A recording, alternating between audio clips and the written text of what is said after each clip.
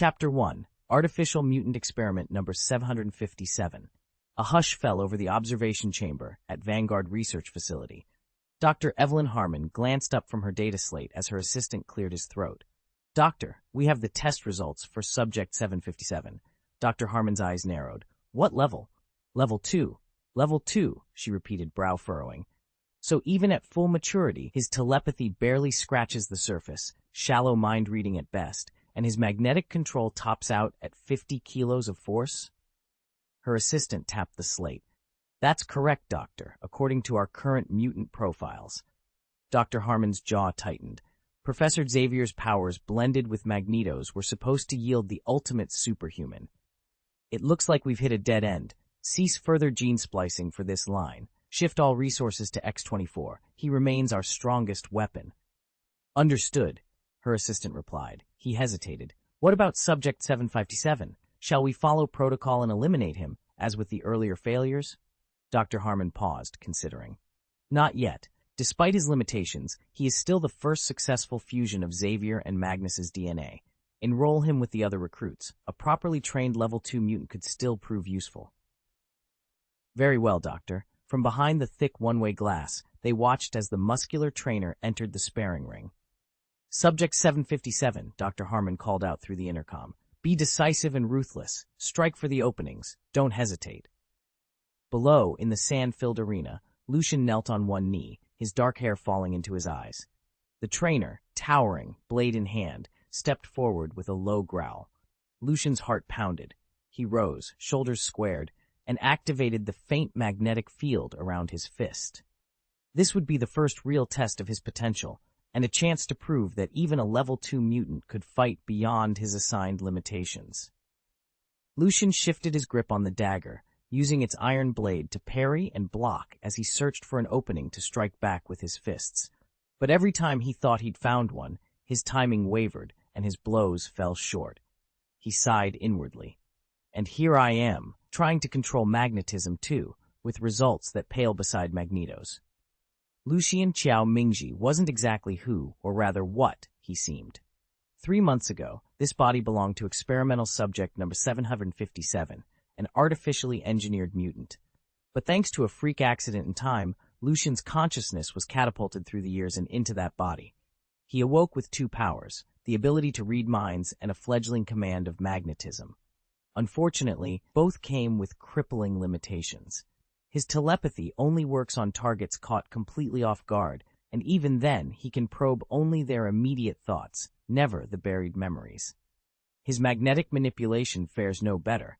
He can tug on metals or ferrous objects weighing at most 10 kilograms. That might be impressive against ordinary thugs, but it isn't enough to topple heavy hitters. Against someone like Colossus, nicknamed the Stone Man for his impenetrable frame, or the White Queen, whose psychic defenses rival Lucian's own telepathy, his powers are essentially useless.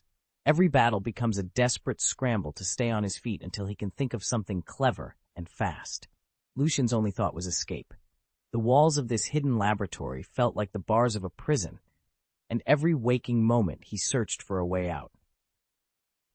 Ring, ring, ring. The harsh clang of the dinner bell cut through the hum of equipment. A technician in a crisp white lab coat swept into the training chamber, halted Lucian's exercise mid-stride, and secured a sleek device around his neck. "Experimental subject number 757. It's time for dinner," she stated flatly. Lucian nodded, his voice stiff. "Yes, ma'am." He fell into line behind her as she led him down a long, sterile corridor. The collar, known here as a mutant inhibitor, pressed cold against his skin. Once activated, it suppressed his mutation entirely, turning him into an ordinary human. Aside from combat drills and training sessions, he was forced to wear it at all times. As they walked, Lucian passed dozens of other mutants being escorted by lab staff. Most of them looked no older than 12 or 13, their eyes drained of hope. Marvel, or any comic book adventure, could never have prepared him for this. He'd realized he was a mutant only moments before discovering this place existed, transported abruptly into a universe he'd once known only from movies. He'd enjoyed the occasional superhero film, but he was no die-hard fan. Here, however, there was nothing heroic about endless tests, collars that stole your power, or the constant dread of what they might do next. Yet Lucian's goal remained unchanged. Find a way out of this cruel laboratory, or die trying. Lucian had come to understand that the Marvel Universe isn't a singular realm, but a vast multiverse, each pocket reality shaped by its own chaos and conflict. Peace is a rare commodity in any of them. He wasn't fazed by the idea of half the population vanishing. Thanos made an art of that, or by the total annihilation of entire worlds. Survival was all that mattered now. Who wouldn't cling to life if given the chance? Lucian loved life itself, and if he could choose, he'd take immortality in a heartbeat. Yes, some called unending life a curse. Watching everyone you care about die while you endure can be torture. But to him, that was a small price to pay for the freedom of endless tomorrows. After all, isn't the pursuit of immortality woven into the fabric of human history? Even Qin Shi Huang, the first emperor of China, sent envoys across his empire in search of the legendary elixir. Over the past month, Lucian had observed enough to form a theory. This particular corner of the Marvel multiverse was closely tied to the world glimpsed in Logan's final chapter. He'd seen a young girl among the group, X-23, wielding the same regenerative gift and adamantium claws that defined Wolverine. In a landscape where universes collide and heroes fall, Lucian knew his next steps would be guided by a single goal: survive, and perhaps in time, unlock the secret to never dying at all. Lucian stared at the glowing digital display beside the lab door. 2009, not 2029. A ripple of unease ran through him as he listened to the technician's hushed gossip.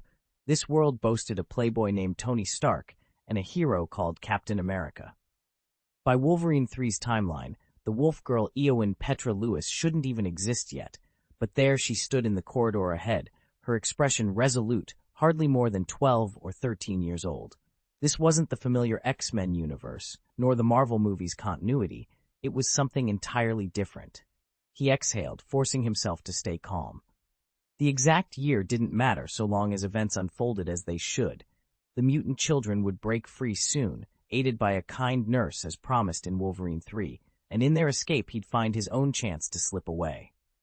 To keep up his harmless, obedient facade, Lucian refused to speak to anyone. When the dinner-time bell chimed, he joined the others at the table, ate in silence, then retreated to his small room. Lying on the narrow cot, he closed his eyes and rehearsed the plan one last time. Tomorrow, he told himself, everything would change. Lucian moved through the laboratory with careful precision, aware that dozens of surveillance cameras tracked his every step. He'd learned early on that any hint of emotional turmoil would raise the staff's suspicion, so he kept his face impassive and his body language calm. Even during training, he deliberately held back, slowing his dagger strikes, downplaying novel ideas about his abilities, just enough to avoid drawing unwanted attention. If he showed too much, they'd write him off as a dangerous anomaly. Show too little, and they might dismiss him as useless. Yet today something was about to change. Lucian blinked against a sudden, searing pain, like his soul was being ripped in two. It lasted only a heartbeat before vanishing, but as the agony ebbed, he realized he was no longer entirely himself. Blinking, he found himself staring at his familiar laboratory bedroom through one pair of eyes. But with another, he saw something wholly different, a cramped, dilapidated compartment lit by a single flickering bulb. He swallowed, heart hammering. The impossible truth sank in.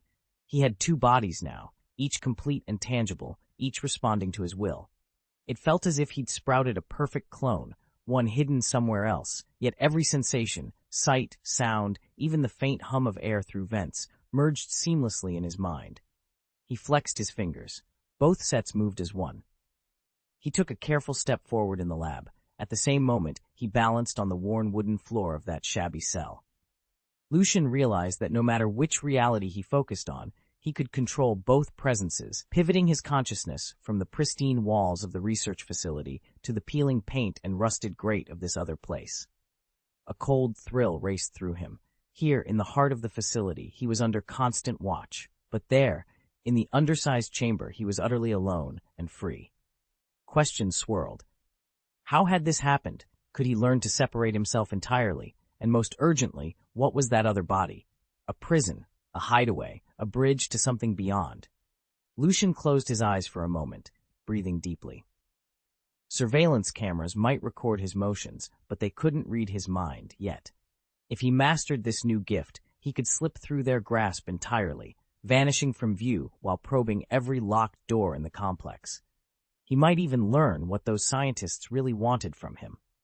With renewed determination, Lucian opened both perspectives and stepped forward, into a future where he would no longer be defined by the walls around him, but by the limitless reach of his own divided self. Chapter 1. Lucian settled onto the edge of the narrow bed, closed his eyes, and reached out with his mind toward the clone he'd created. In an instant, a cascade of images broke through the mental barrier, flashing by like scenes from a rapidly rewinding film. When the whirlwind of memories finally subsided, he couldn't help but murmur aloud, "So this is Harry Potter's Wizarding World." His thoughts coalesced around one vivid memory, an 11-year-old girl named Dora.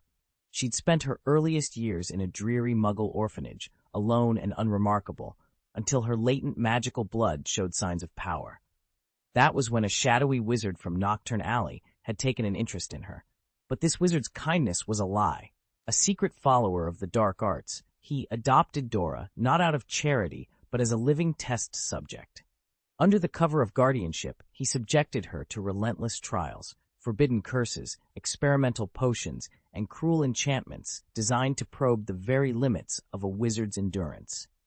Dora's youthful talent made her the perfect guinea pig, more potent than any Muggle and less likely to draw the Ministry's suspicions.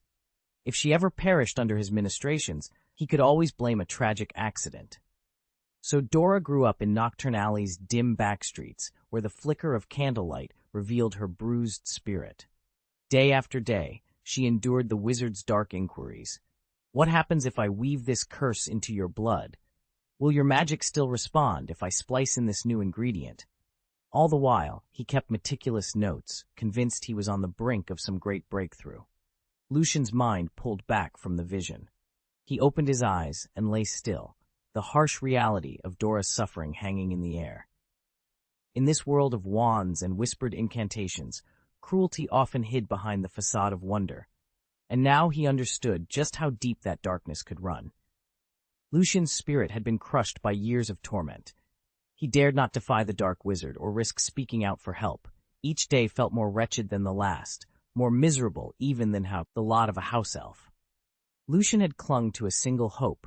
When he turned 11, Hogwarts would come for him and deliver him from his captor's grasp. And indeed, the owl arrived bearing his letter of acceptance, but the dark wizard refused to let him go. Under wizarding law, any magical child born to Muggle parents must attend Hogwarts as soon as they turn 11, whether their family consents or not. The Ministry insists that these Muggle-born witches and wizards learn to master their powers and control their magic. Without guidance, fear and self-hatred can drive them to become obscurials, creatures so dangerous they threaten the entire magical community. By contrast, the offspring of two wizard parents enjoy far more freedom. They may choose from Beauxbaton, Durmstrang, Ilvermorny, or any other recognized school. But Lucian, trapped under the dark wizard's tyranny, had no such choice. He watched helplessly as his letter lay unanswered, his dreams of escape slipping further away with each passing day. They even offer inexpensive magic lessons for children, or wizarding parents can teach them at home. When Dora discovered from the dark wizard that she would never be accepted into Hogwarts, she collapsed into despair, and late that night in her small cubicle, swallowed a vial of sleeping potion to end her life. At the very moment her soul slipped away, however, a fragment of Lucian's spirit slipped into her body and claimed it as its own. After sifting through the last of Dora's memories, Lucian let out a soft, rueful sigh. So tragic. He paused, feeling a sudden, urgent thirst. Without really thinking, he reached out with his newfound will. You might call it telekinesis, but it felt more like magnetism, and the iron cup on the bedside table quivered, lifted itself into the air, and landed smoothly in his grasp. Lucian raised it to his lips and downed it in a single gulp. Then he froze. My ability? I can still use it in this body? He pressed a fingertip against the metal desk beside him and willed it to slide toward him. A faint scrape of steel across wood answered his command. Lucian's eyes widened. The power he'd carried in his original form the mutant gift of metal manipulation, remained intact here in Dora's body. Could the innate abilities of these two worlds truly overlap? A bold, exhilarating idea sparked in Lucian's mind. Lucian turned his attention back to Marvel's original body and immediately noticed something extraordinary. Drawing on the wizarding lore stored in Dora's memory, he realized it was the rare, innate magic that flows through a true wizard's blood. A surge of excitement raced through him. "If that's the case, this could be exactly what we need," he whispered. At that moment, a cascade of plans began to form in Lucian's mind. Chapter 2. The Murder of a Dark Wizard. Lucian's power of ability sharing meant that whatever magical skills his clone acquired in the Harry Potter world would instantly become available to his original self in the Marvel Universe. He didn't even need a wand on Earth. High-level wizards in Hogwarts could cast spells wand-free, and African sorcerers had long relied on ritual gestures alone. Wands merely offered greater speed and precision, which explained their popularity. If necessary, Lucian could fashion one himself. The Marvel world was full of exotic materials infused with strange energies, any of which might serve as the perfect core or stave. True, most Hogwarts magic wasn't designed for outright destruction. It excelled in functionality, subtle manipulation, and, at times, brushing against the very foundations of reality. But if Lucian mastered apparition, he'd hold the ultimate trump card. No matter how powerful his adversary, he could always vanish in a blink. And in a universe as hazardous as Marvel's, the ability to escape was often as valuable as the power to fight. Lucian paused at the edge of the dimly lit corridor, his hand pressed against the cold iron door. "Before we do anything else," he said in a low voice, "we need a plan. How to bring down the Black Wizard cleanly and without tipping off the guards." He shook his head as though disappointed in himself. In his previous life, Lucian would never have dared utter such words. He'd been an ordinary man who'd never even slaughtered a chicken, always content to buy the boneless, skinless fillets pre-packaged at the supermarket. Violence was an abstraction to him then, something that happened in movies or news reports, not to decent people like him. But that was the old Lucian. In the 3 months since the laboratory took him in, he'd already killed a dozen men. The facility didn't tolerate waste. As a mutant bred to be an assassin, he'd learned to hone his newfound abilities. But the final test was always the same. Live combat. Succeed, and you survived. Refuse, and they disposed of you. He pressed his forehead against the metal door and closed his eyes. The world he knew had twisted into something brutal, where killing was both lesson and litmus test. And yet, despite the blood on his hands, Lucian still had a line he refused to cross. He wouldn't slaughter innocents. He could always turn himself in to the Ministry of Magic, report the Black Wizard, and guarantee the villain's downfall. But naming himself would mean confessing to a dozen murders. He'd be locked away forever, or worse. Lucian straightened, squaring his shoulders. There had to be another way, one that spared the innocents, exposed the Black Wizard, and left Lucian standing, not as a monster, but as the man he still hoped to become. With that resolve, he slipped silently into the shadowed passage, ready to forge his own path to freedom. Lucian lived in Nocturne Alley, under the same roof as the Dark Wizard, which meant it would have been easy to summon the Aurors, if anyone dared. Dora certainly wouldn't. Having suffered the wizard's torture since childhood, fear was woven into her very bones. She'd sooner take her own life than risk provoking him. But that inaction posed a grave problem. If the Aurors didn't move fast, the Dark Wizard might slip away with his fortune, or worse, turn his fury on Dora. Lucian saw a more decisive solution. Eliminate the threat quietly, claim the inheritance, and spare Dora further torment. Through Dora's memories, he knew the wizard had no living relatives. As his adopted son, Lucian would become the sole heir. He felt no hesitation. In the wizard's eyes, Dora was nothing more than a frightened child without a wand or a spell to defend herself, so he'd never suspect a threat. And Lucian was far from powerless. He'd already proven his uncanny ability to command blades, cutting down seasoned mercenaries single-handedly. With that skill, he was confident he could kill the Dark Wizard without leaving a trace, and end the nightmare once and for all. Lucian knew an unprepared wizard's reflexes weren't much quicker than an ordinary person's. At best, his magical lineage gave him a tougher constitution, hard to kill, certainly, but hardly invincible. And because he hadn't used magic or even carried his wand during the job, the chance of the Aurors tracing anything back to him was slim. Of course, nothing was ever guaranteed. Wealth and influence always carried their own dangers. Still, if this mission succeeded, Lucian stood to gain a house in the mundane world and enough gold to devote himself entirely to his early studies in magic. Rumor had it that dark wizards had raked in fortunes peddling illicit potions over the years. He hadn't had time to dwell on risks, though. He was lost in calculation when a voice cut through his thoughts.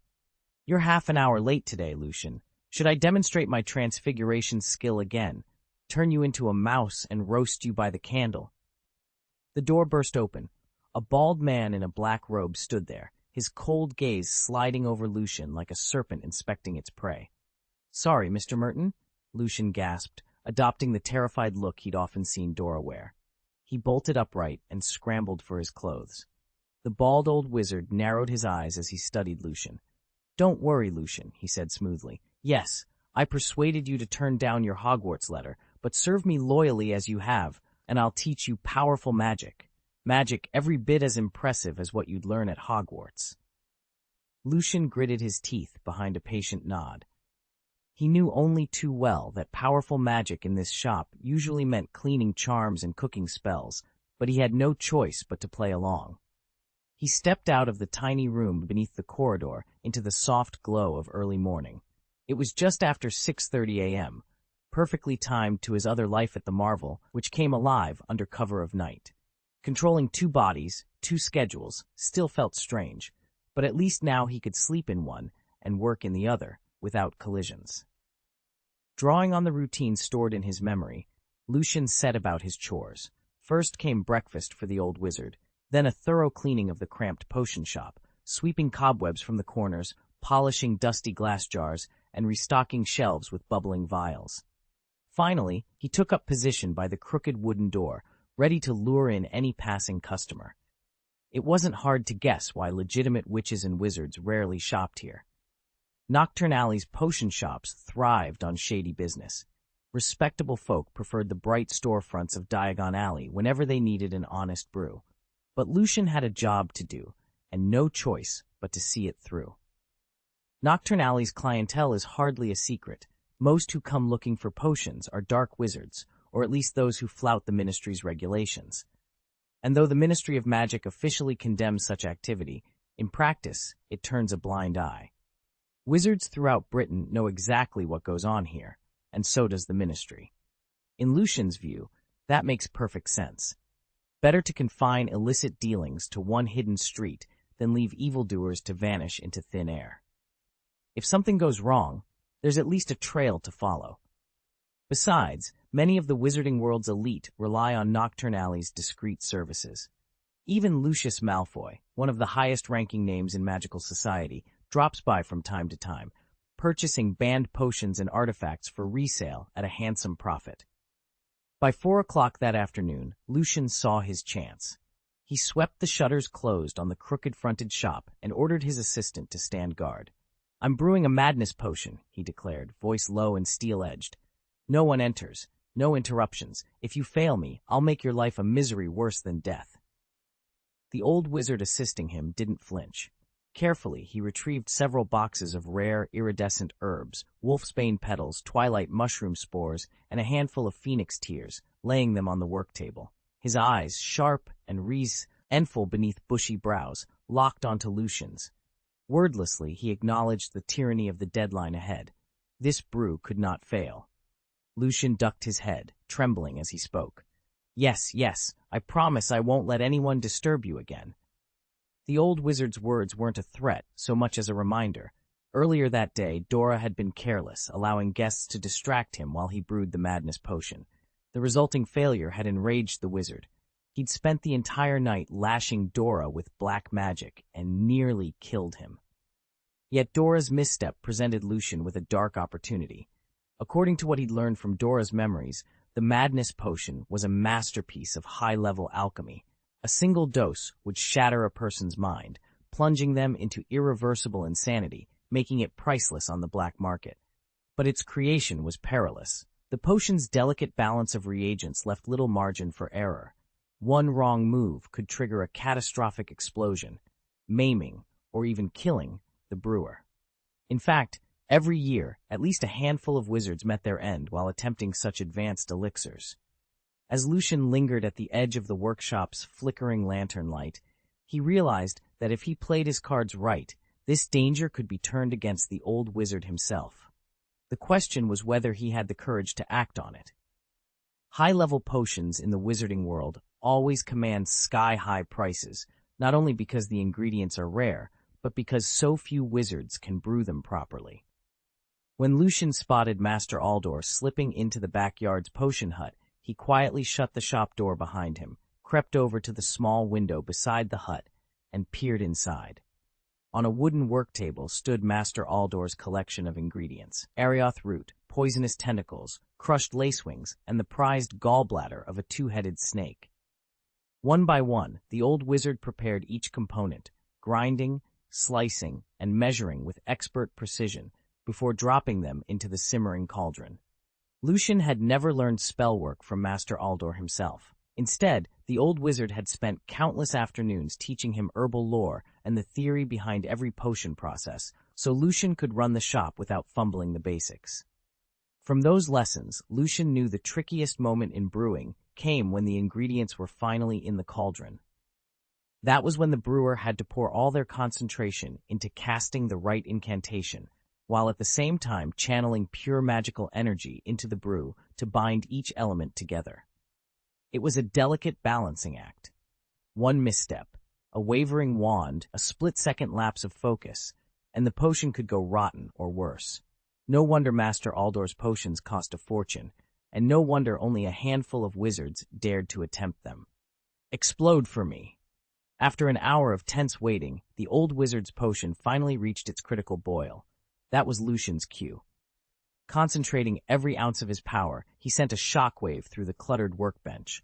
A heavy brass candlestick toppled, slamming into the steaming crucible. The freshly brewed potion, thick and paste-like, spilled over the edge, seeping into the scattered herbs and reagents that lay unused. "No, stop!" the wizard roared, lunging forward to halt the reaction. Beads of sweat lined his brow as he fumbled for his wand, but it was too late. The poisoned paste ignited in a sudden, deafening blast. The wizard went flying. He smashed against the hut's wooden wall with a sickening crack, collapsed in a heap on the floor, and coughed up dark blood. For a moment, everything was silent except his ragged breaths. Lucian stared in grim astonishment. Wizards were resilient, he'd heard, but this was something else. The man looked close to 80, yet he still clung to life. Lucian bit his lip. If this had been an ordinary man, no matter how strong or how young, a blast like that would have been fatal. Instead, here lay a battered old sorcerer, still breathing against all odds. Lucian took a cautious step forward, wary of any lingering magical defense. The cracks in the wall spelled out the raw force of the explosion, but now all that remained was the wizard's labored breathing. Whatever the old man's next move, Lucian knew the battle had only just begun. The blast wasn't a simple accident, but the result of a failed potion refinement. A violent backlash of raw magic intertwined with seething arcane energies. Lucian's forehead throbbed with pulsing veins as he locked eyes on the wrecked cabin ceiling. You want a real challenge? Here it comes. He unleashed every ounce of his mutant gift, now powerfully enhanced by the wizard's blood flowing in his veins. Before, Lucian could barely lift 10 kilograms with telekinesis. Now, straining every muscle of his mind, he felt the limit surge well past 50. Above him, the once sturdy chandelier, loosened by the explosion, swayed precariously. Drawing in a breath of concentrated will, Lucian ripped the chandelier from its weakened anchor. With a thunderous crash, it tore through collapsing roof beams, and before the old wizard could react, the iron fixture skewered him. A piercing scream echoed as the chandelier's spikes drove straight through flesh and bone, pinning the sorcerer in a final bloody testament to Lucian's growing power. Lucian knew that a wizard of ordinary constitution could survive even the most grisly limb loss. If an arm or a leg were severed, powerful healing charms and restorative potions could knit flesh and bone back together until there was no trace of injury. But a direct wound to the brain told a very different story. A struck or pierced skull, even the most skilled healers and rarest elixirs would falter. Only a handful of the most formidable magic users in history, those on par with Lord Voldemort himself, might withstand such a cataclysmic blow. For the vast majority of wizards, a pierced brain meant certain, irreversible death. Chapter 3. Inheritance. It appears he really is dead. Lucian waited in silence for nearly 5 minutes. When the old wizard still lay motionless, he eased the door open and stepped inside. Kneeling beside the body, he pressed a finger to the man's neck. No pulse. Relief washed over him. He knew there was no way he could have beaten a dark wizard in his 70s or 80s in a fair fight. His only advantage had been surprise, an armor charm on his own body, followed by a simple stun charm that felled the unsuspecting old man instantly. Anyone who'd lived that long as a dark wizard must have powerful defenses or hidden tricks, and Lucian had no desire to test them. Once he was certain the wizard was truly dead, Lucian forced himself into a display of panic. He dropped to his feet, yanked open the shop door, and bolted into the narrow alley. He dared not shout for help in Nocturne Alley. Drawing attention here could attract more dark wizards, or worse, the Aurors. He raced toward Diagon Alley, every breath burning in his lungs. "It's bad. It's all gone to hell," he muttered under his breath, pressing on through the dim, crooked streets. Lucian burst into Diagon Alley, his voice raw with panic. "Father's been hurt. There was an explosion in his potion lab. Someone, please, help him." His cries carried through the crowded street, drawing the attention of 2 Aurors on patrol. They hurried to his side in an instant. One of them, a stern-faced woman, drew her wand. "Show us where, quickly." Diagon Alley, flanked by its shadowy counterpart Nocturne Alley, was under near-constant Auror watch. The Ministry could ill afford a scandal in this bustling marketplace, especially now, at the start of the school year, when wizarding families poured in to purchase their children's supplies. Moments later, Lucian led them to Merton's potion shop. Inside, a young witch with pale, heart-shaped features and shockingly pink hair was already briefing a middle-aged wizard in ministerial robes.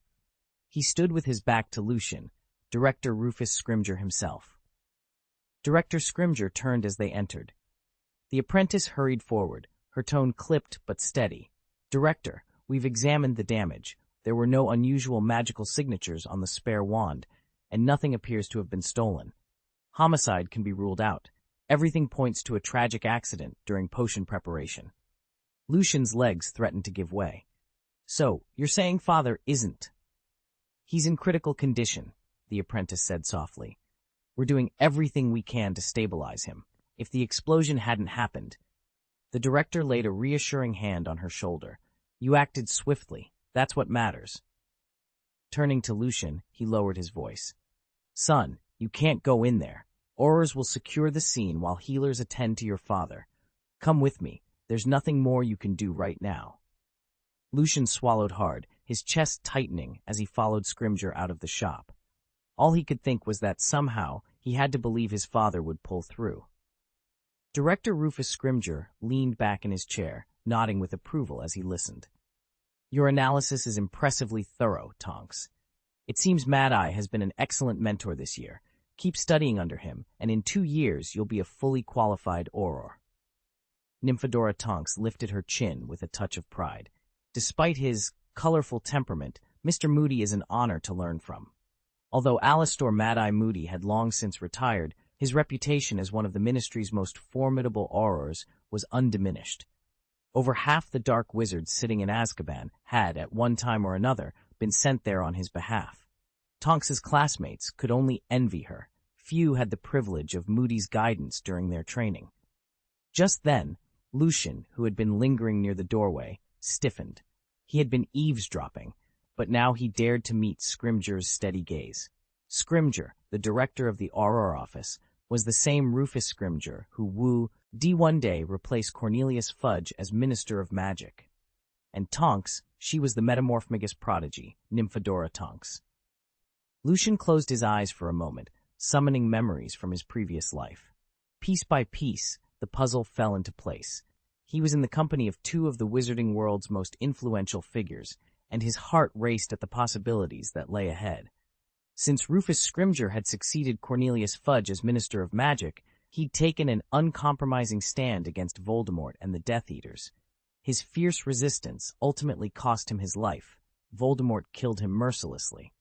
Nymphadora Tonks, meanwhile, was born a metamorphmagus, able to change her appearance at will. In time, she married Professor Remus Lupin, though she'd only just graduated and still held no official rank at the Ministry. By marrying a seasoned werewolf scholar more than twice her age, she'd raised a few eyebrows, but what really mattered to Lucian was that both Scrimgeour and Tonks had proven themselves exceptionally responsible Aurors. Of course, having an Auror on your side doesn't guarantee virtue. The Ministry of Magic ripples with corruption, and many Aurors are only too happy to line their own pockets. If Lucian fell into the hands of a greedy or petty-minded officer, he might see his inheritance, his only lifeline, dwindle to nothing. Tonks, sympathetic, sharp-eyed, stepped forward and laid her investigation report on her director's desk. She glanced over at Lucian, the thin orphan boy who'd endured so much already. She knew exactly how he'd come to be here, so recently adopted, only to lose his new family almost as quickly. "Poor child," she murmured under her breath, compassion softening her voice. In that moment, Lucian realized he had at least one ally in the Ministry, and perhaps the best chance he'd ever had of securing the future that was rightfully his. Auror Tonks let out a quiet sigh. That's not necessarily a bad thing for him. Head Auror Scrimgeour shook his head. "With all due respect, Tonks, I've been chasing dark wizards through Nocturne Alley for longer than you've been alive. From the look of that boy, his frail frame, the scars, I'm certain Mr. Alistair Merton was no ordinary apothecary. But for Lucian, this turns out well. He'll inherit a tidy sum at Gringotts and the old shop itself." He turned to the boy seated stiffly before them. "Your name is Lucian Merton, yes? Your uncle died in that dragon tunnel collapse. No other heirs, so the estate passes to you." Lucian nodded without emotion. Scrimgeour continued, "However, you've never had formal magical training. The Ministry must enroll you at Hogwarts immediately. You'll learn to control whatever power you've got." Neither inheritance nor mandatory schooling surprised Lucian. He'd expected as much when the Aurors found him living in that crumbling flat above the shop. He gave a curt nod. "I understand." Despite the gravity of the situation, he showed no real sorrow. His grief was as hollow as his acting skills, and Scrimgeour, old as he was, saw right through it. Inheritor of a dark wizard's legacy and bound for Hogwarts, Lucian's future was set in motion by powers he was only beginning to understand. Lucian hesitated for a moment, then mustered the courage to speak. "Sir, I'd like to stop using the name Dora. Is there any way I could change it?" Rufus Scrimgeour regarded him kindly. Lucian had never felt comfortable with that old name, and if possible, he wanted to restore the one he'd been given at birth. "Certainly," Scrimgeour replied. "Tomorrow, Auror Tonks will accompany you to sort out the inheritance paperwork. She can also help you file the official name change." He wasn't surprised by Lucian's request. Scrimgeour suspected the boy was trying to leave painful memories behind. "Don't worry," he said, clapping him reassuringly on the shoulder. "We'll take care of everything." Auror Tonks stepped forward then, gently ruffling Lucian's hair. She'd been listening closely and already guessed the truth behind his awkward silence. The director. "It'll be done by tomorrow," she said with a warm smile. Lucian bowed his head in gratitude. "Thank you, Auror Tonks. I appreciate all your help." Inheriting a dark wizard's legacy was dangerous. Nocturne Alley was no place for an unprotected youth, especially one with a fortune that could spark envy or worse. Lucian knew he'd need loyal allies if he was to navigate the shadows that lay ahead. "What a sensible child," Tonks mused, genuinely impressed by Lucian's politeness and maturity at such a young age. Most adults don't actually dislike children. They just can't stand unruly kids and their parents. Encounter an obedient, well-mannered child like Lucian, and they're often more than happy to lend a hand. Chapter 4. Signs of a Prison Break. Once Scrimgeour, Tonks, and the remaining Aurors had finished examining the scene and slipped away, Lucian finally let himself exhale. He sank onto the plush bed in the hidden wizard's chamber, the soft glow of enchanted lanterns dancing across the walls. Every risk he'd taken today suddenly felt justified. Spread out before him in his mind's eye were the treasures he now owned. The old wizard's lifetime savings tucked away in a Gringotts vault, the shop itself, and its priceless stock of rare potion ingredients. In the grand hierarchy of wizarding fortunes, it might not rival the vaults of the pure-blood aristocracy, but for a young wizard on the cusp of beginning his magical career, it was astronomical. It was as if you handed a middle schooler 1,000,000 galleons in spending money. Overnight, he'd outshine every peer in the country. With that kind of wealth at his fingertips, countless obstacles would vanish. Inheriting everything, Lucian even toyed with the idea of selling the potion shop and retreating to the safety of the leaky cauldron. But as he stared at the flickering ceiling, he made his decision. Some legacies were too valuable to let go. Lucian settled into the small back room of the potion shop, knowing he'd need a private place to study forbidden magics. The shop itself would prove invaluable, easy to sell off if he wanted to vanish, but nearly impossible to reclaim once gone. He'd keep it under lock and key. He'd been consumed, ever since he awoke, with plotting how to kill the old wizard who'd enslaved him and hadn't once spared a glance for his own body. Now, for the first time, he turned toward the mirror.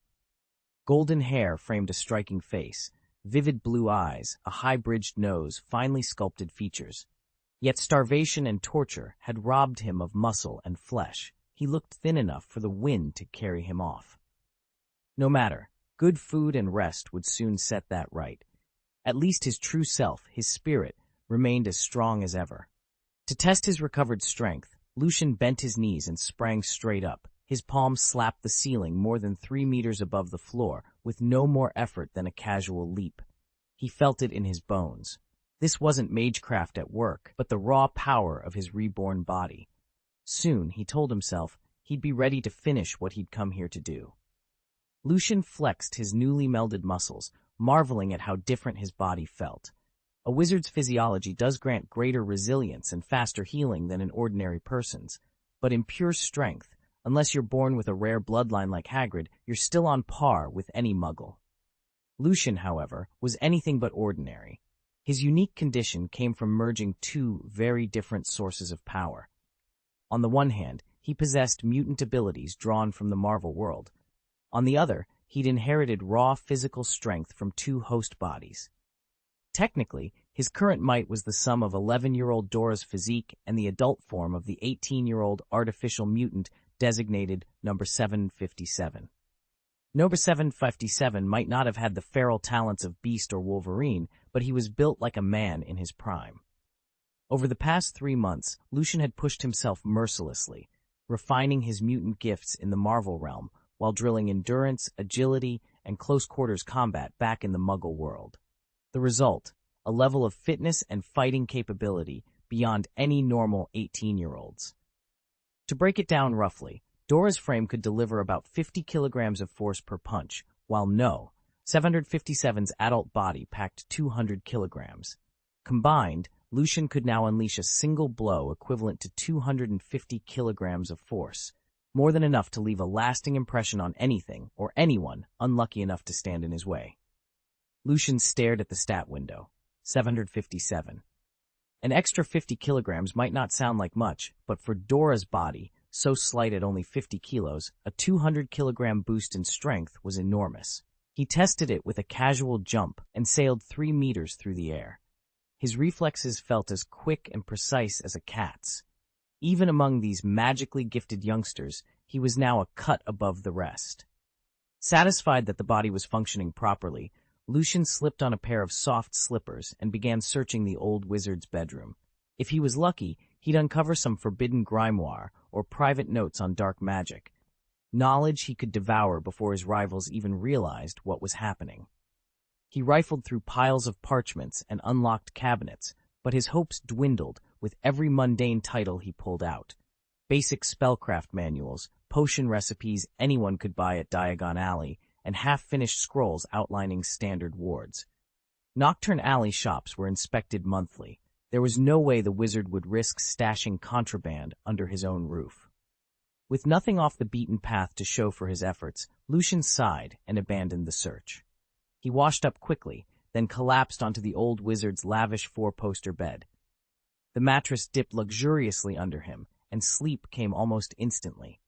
After a day of adrenaline and discovery, his new body finally slipped into dreamless rest. Lucian shifted his core energy back into Marvel's reality. Morning light spilled across the training grounds, and it was already time for his daily drills.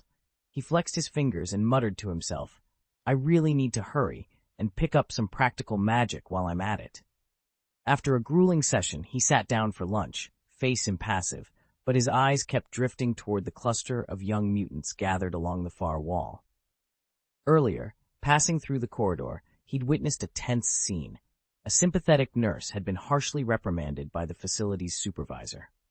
She'd baked a birthday cake for those children, many of whom had never even celebrated one, and management considered it a breach of protocol. Lucian frowned at the memory. Not long after that confrontation, the nurse seemed to realize how desperate the situation was. Under cover of night, she spirited the children out of the compound, freeing them from a prison they'd never asked to enter. Afternoon drills resumed as usual. By the time Lucian's body finally drifted into sleep, his consciousness was already pulling him through the veil into another world, one of wizards, owls, and magic wands. Morning sunlight filtered through the curtains of his small bedroom in the Harry Potter universe. Lucian shook off the last tendrils of sleep, straightened his pajamas, and slipped on a comfortable robe. He padded into the kitchen and prepared himself a hearty breakfast. Eggs lightly scrambled with mushrooms and toast.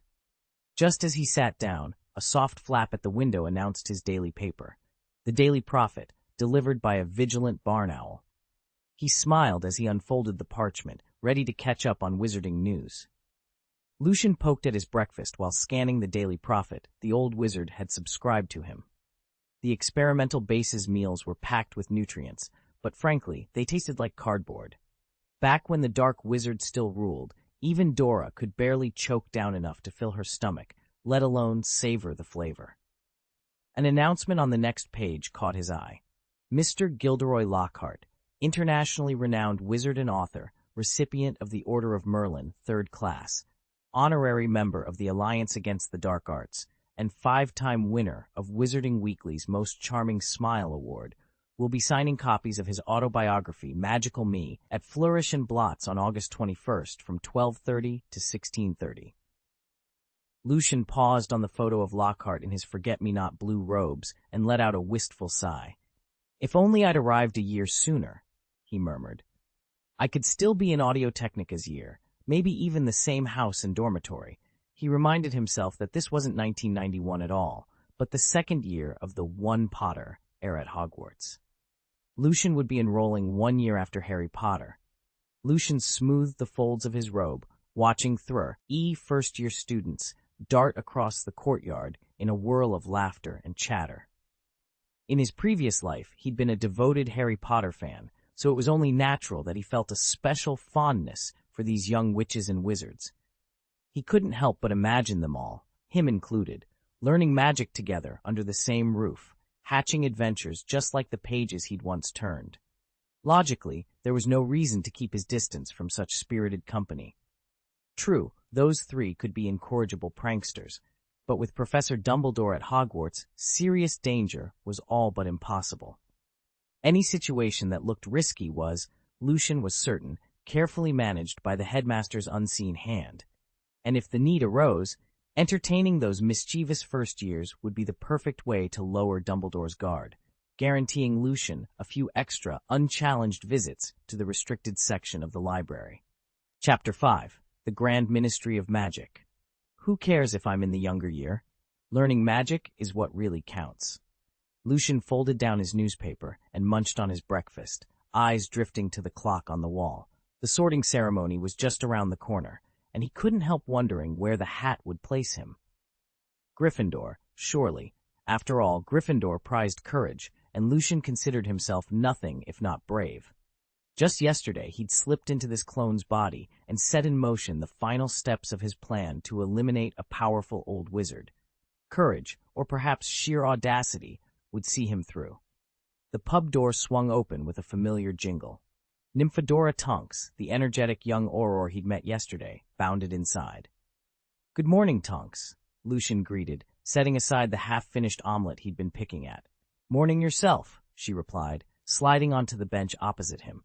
Without a second's hesitation, she reached out and mussed his hair. Quit being so formal. From now on, consider me your little sister. Lucian suppressed a grin and smoothed down his dark curls. He reached over and unveiled a second breakfast he'd prepared in advance, just in case. I made an extra helping for you, he said. Tonk's eyes lit up. You're a lifesaver. She tucked into the plate without further ado, while Lucian watched with a mixture of pride and anticipation. Tomorrow he'd stand before the Sorting Hat. Today, he'd fuel up and steel himself for whatever challenges lay ahead in the Ministry of Magic's shadowy corners. Let's eat together. How do you know I skipped breakfast? What's this? It's delicious.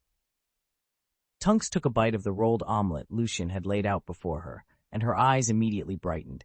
The tender egg blanket cradled crisp green peppers, shredded carrots, and savory sausage, an unexpectedly perfect combination. Cooking had never been Tonks's forte, so she usually either grabbed something quick on the way out the door or simply skipped breakfast and waited for lunch. Sure, cooking magic existed, but it only worked if you already knew the fundamentals. Otherwise, you'd end up sending pots, pans, and ingredients flying in every direction, and still wind up with a terrible meal. The same went for household spells. You needed a solid foundation in chores before magic could save you any effort. Lucian poured fresh juice into her glass and took a seat. This, he said, smiling, is an omelet. I whisked eggs with a bit of flour, then filled it with shred green pepper, carrot, and sausage before rolling it all together. Tonks took another bite.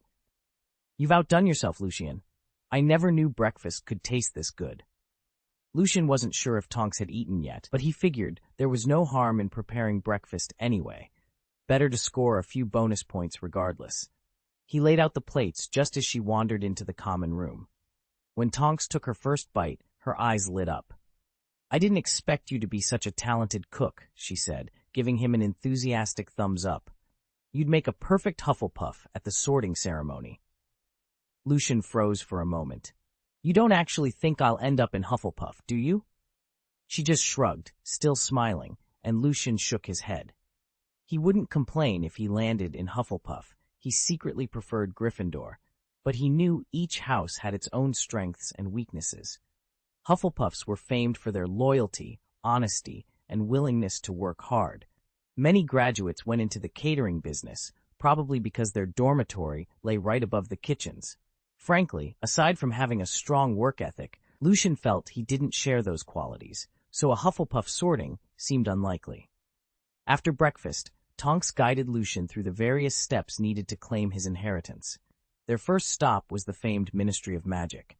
Hold on to my arm tightly, Tonks instructed, slipping Lucian's hand into the crook of her elbow. Apparition can feel a bit rough at first, but it passes quickly. She murmured the incantation. Apparate! With a muffled crack, the two of them vanished.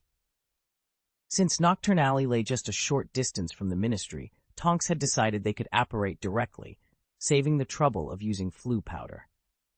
Lucian immediately felt as though he'd been sucked into a vacuum. Darkness swallowed him, and then everything tightened. His chest constricted as if bound by iron bands, his eyes were forced back into their sockets, and his eardrums throbbed with pressure.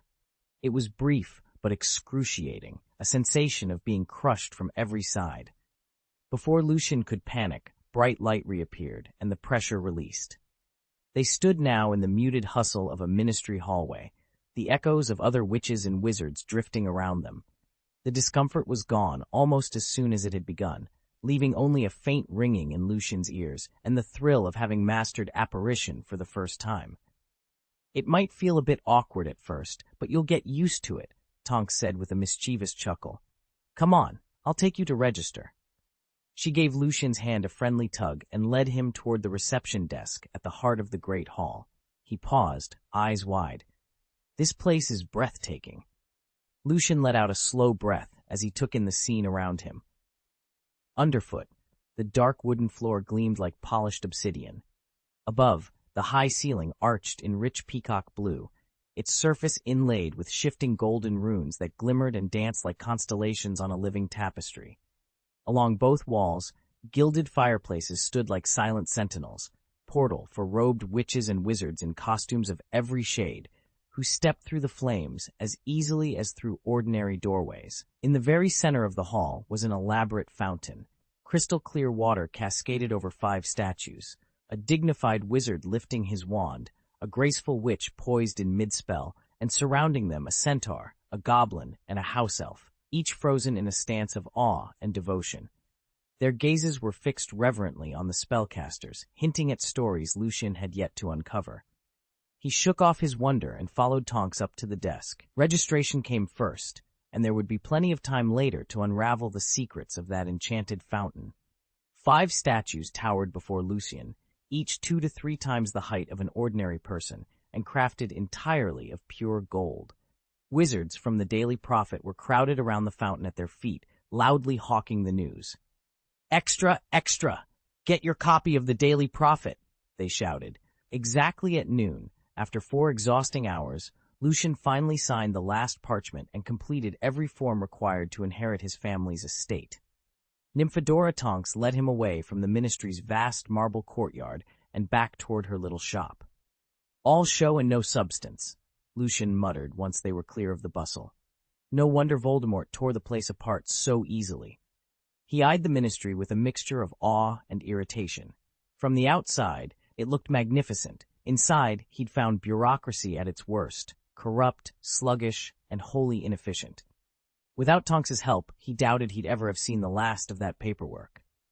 Still, the trip hadn't been wasted. Lucian had glimpsed marvels he'd never imagined. Alchemical artifacts humming with power, ingenious office charms that reorganize filing cabinets with a flick of the wand, and a host of small convenience spells designed to speed up the tedious tasks of governance. If nothing else, he'd walked away richer in knowledge. Lucian realized that although magic in the Harry Potter world seldom unleashes large-scale devastation and is largely practical in nature, that doesn't mean it's inherently weak. In fact, in many ways, it can be even more dangerous and terrifying. Its true power often lies in its intent and subtle effects, not in overt displays of destructive force. Chapter 6. The Gringotts Deposit. The last step is to take you to Gringotts. Tonks didn't linger in the shop. As soon as the paperwork was settled, she ushered Lucian out onto the cobblestones of Diagon Alley and led him northward toward the gleaming facade of Gringotts Wizarding Bank. Britain's only wizarding bank, run entirely by goblins, Gringotts not only safeguards witches and wizards' fortunes, but also stores priceless heirlooms and even exchanges Muggle currency for wizarding money. Now that Lucian had officially inherited the late wizard's estate through the Ministry of Magic, it was time to transfer every last nut, sickle, and galleon into his own name. Lucian paused at the foot of the wide marble steps, craning his neck to take in the formidable entrance. 2 goblin sentries, dressed in scarlet and gold uniforms, stood motionless on either side of the massive bronze doors. He scowled. "They're not exactly what I imagined," he muttered under his breath. In his mind, goblins and elves had always been slender, almost ethereal. These creatures, with their hooked noses, sharp teeth, and angular features, looked far closer to the hideous caricatures told in Muggle bedtime stories. Tonks merely flashed him an amused smile and strode up the steps. Lucian followed, his boots clicking on the polished stone. Once inside, the bronze doors swung shut behind them with a deep, resonant thud. Before them loomed a second barrier, a towering silver door carved with intricate runes and a bold inscription. "Here lie the treasures of countless witches and wizards. Let no avaricious soul lay hand on what is not theirs, lest they suffer a fate most dire." The words seemed to glow in the soft torchlight. Lucian swallowed, feeling a charged thrill race through him. He squared his shoulders and pressed forward, Tonks at his side, ready to claim the legacy that awaited him deep within Gringotts' legendary vaults. 2 goblin attendants flanked the silver doors. The moment they spotted Tonks and Lucian, they dipped low in a formal bow, then ushered them into a soaring marble hall.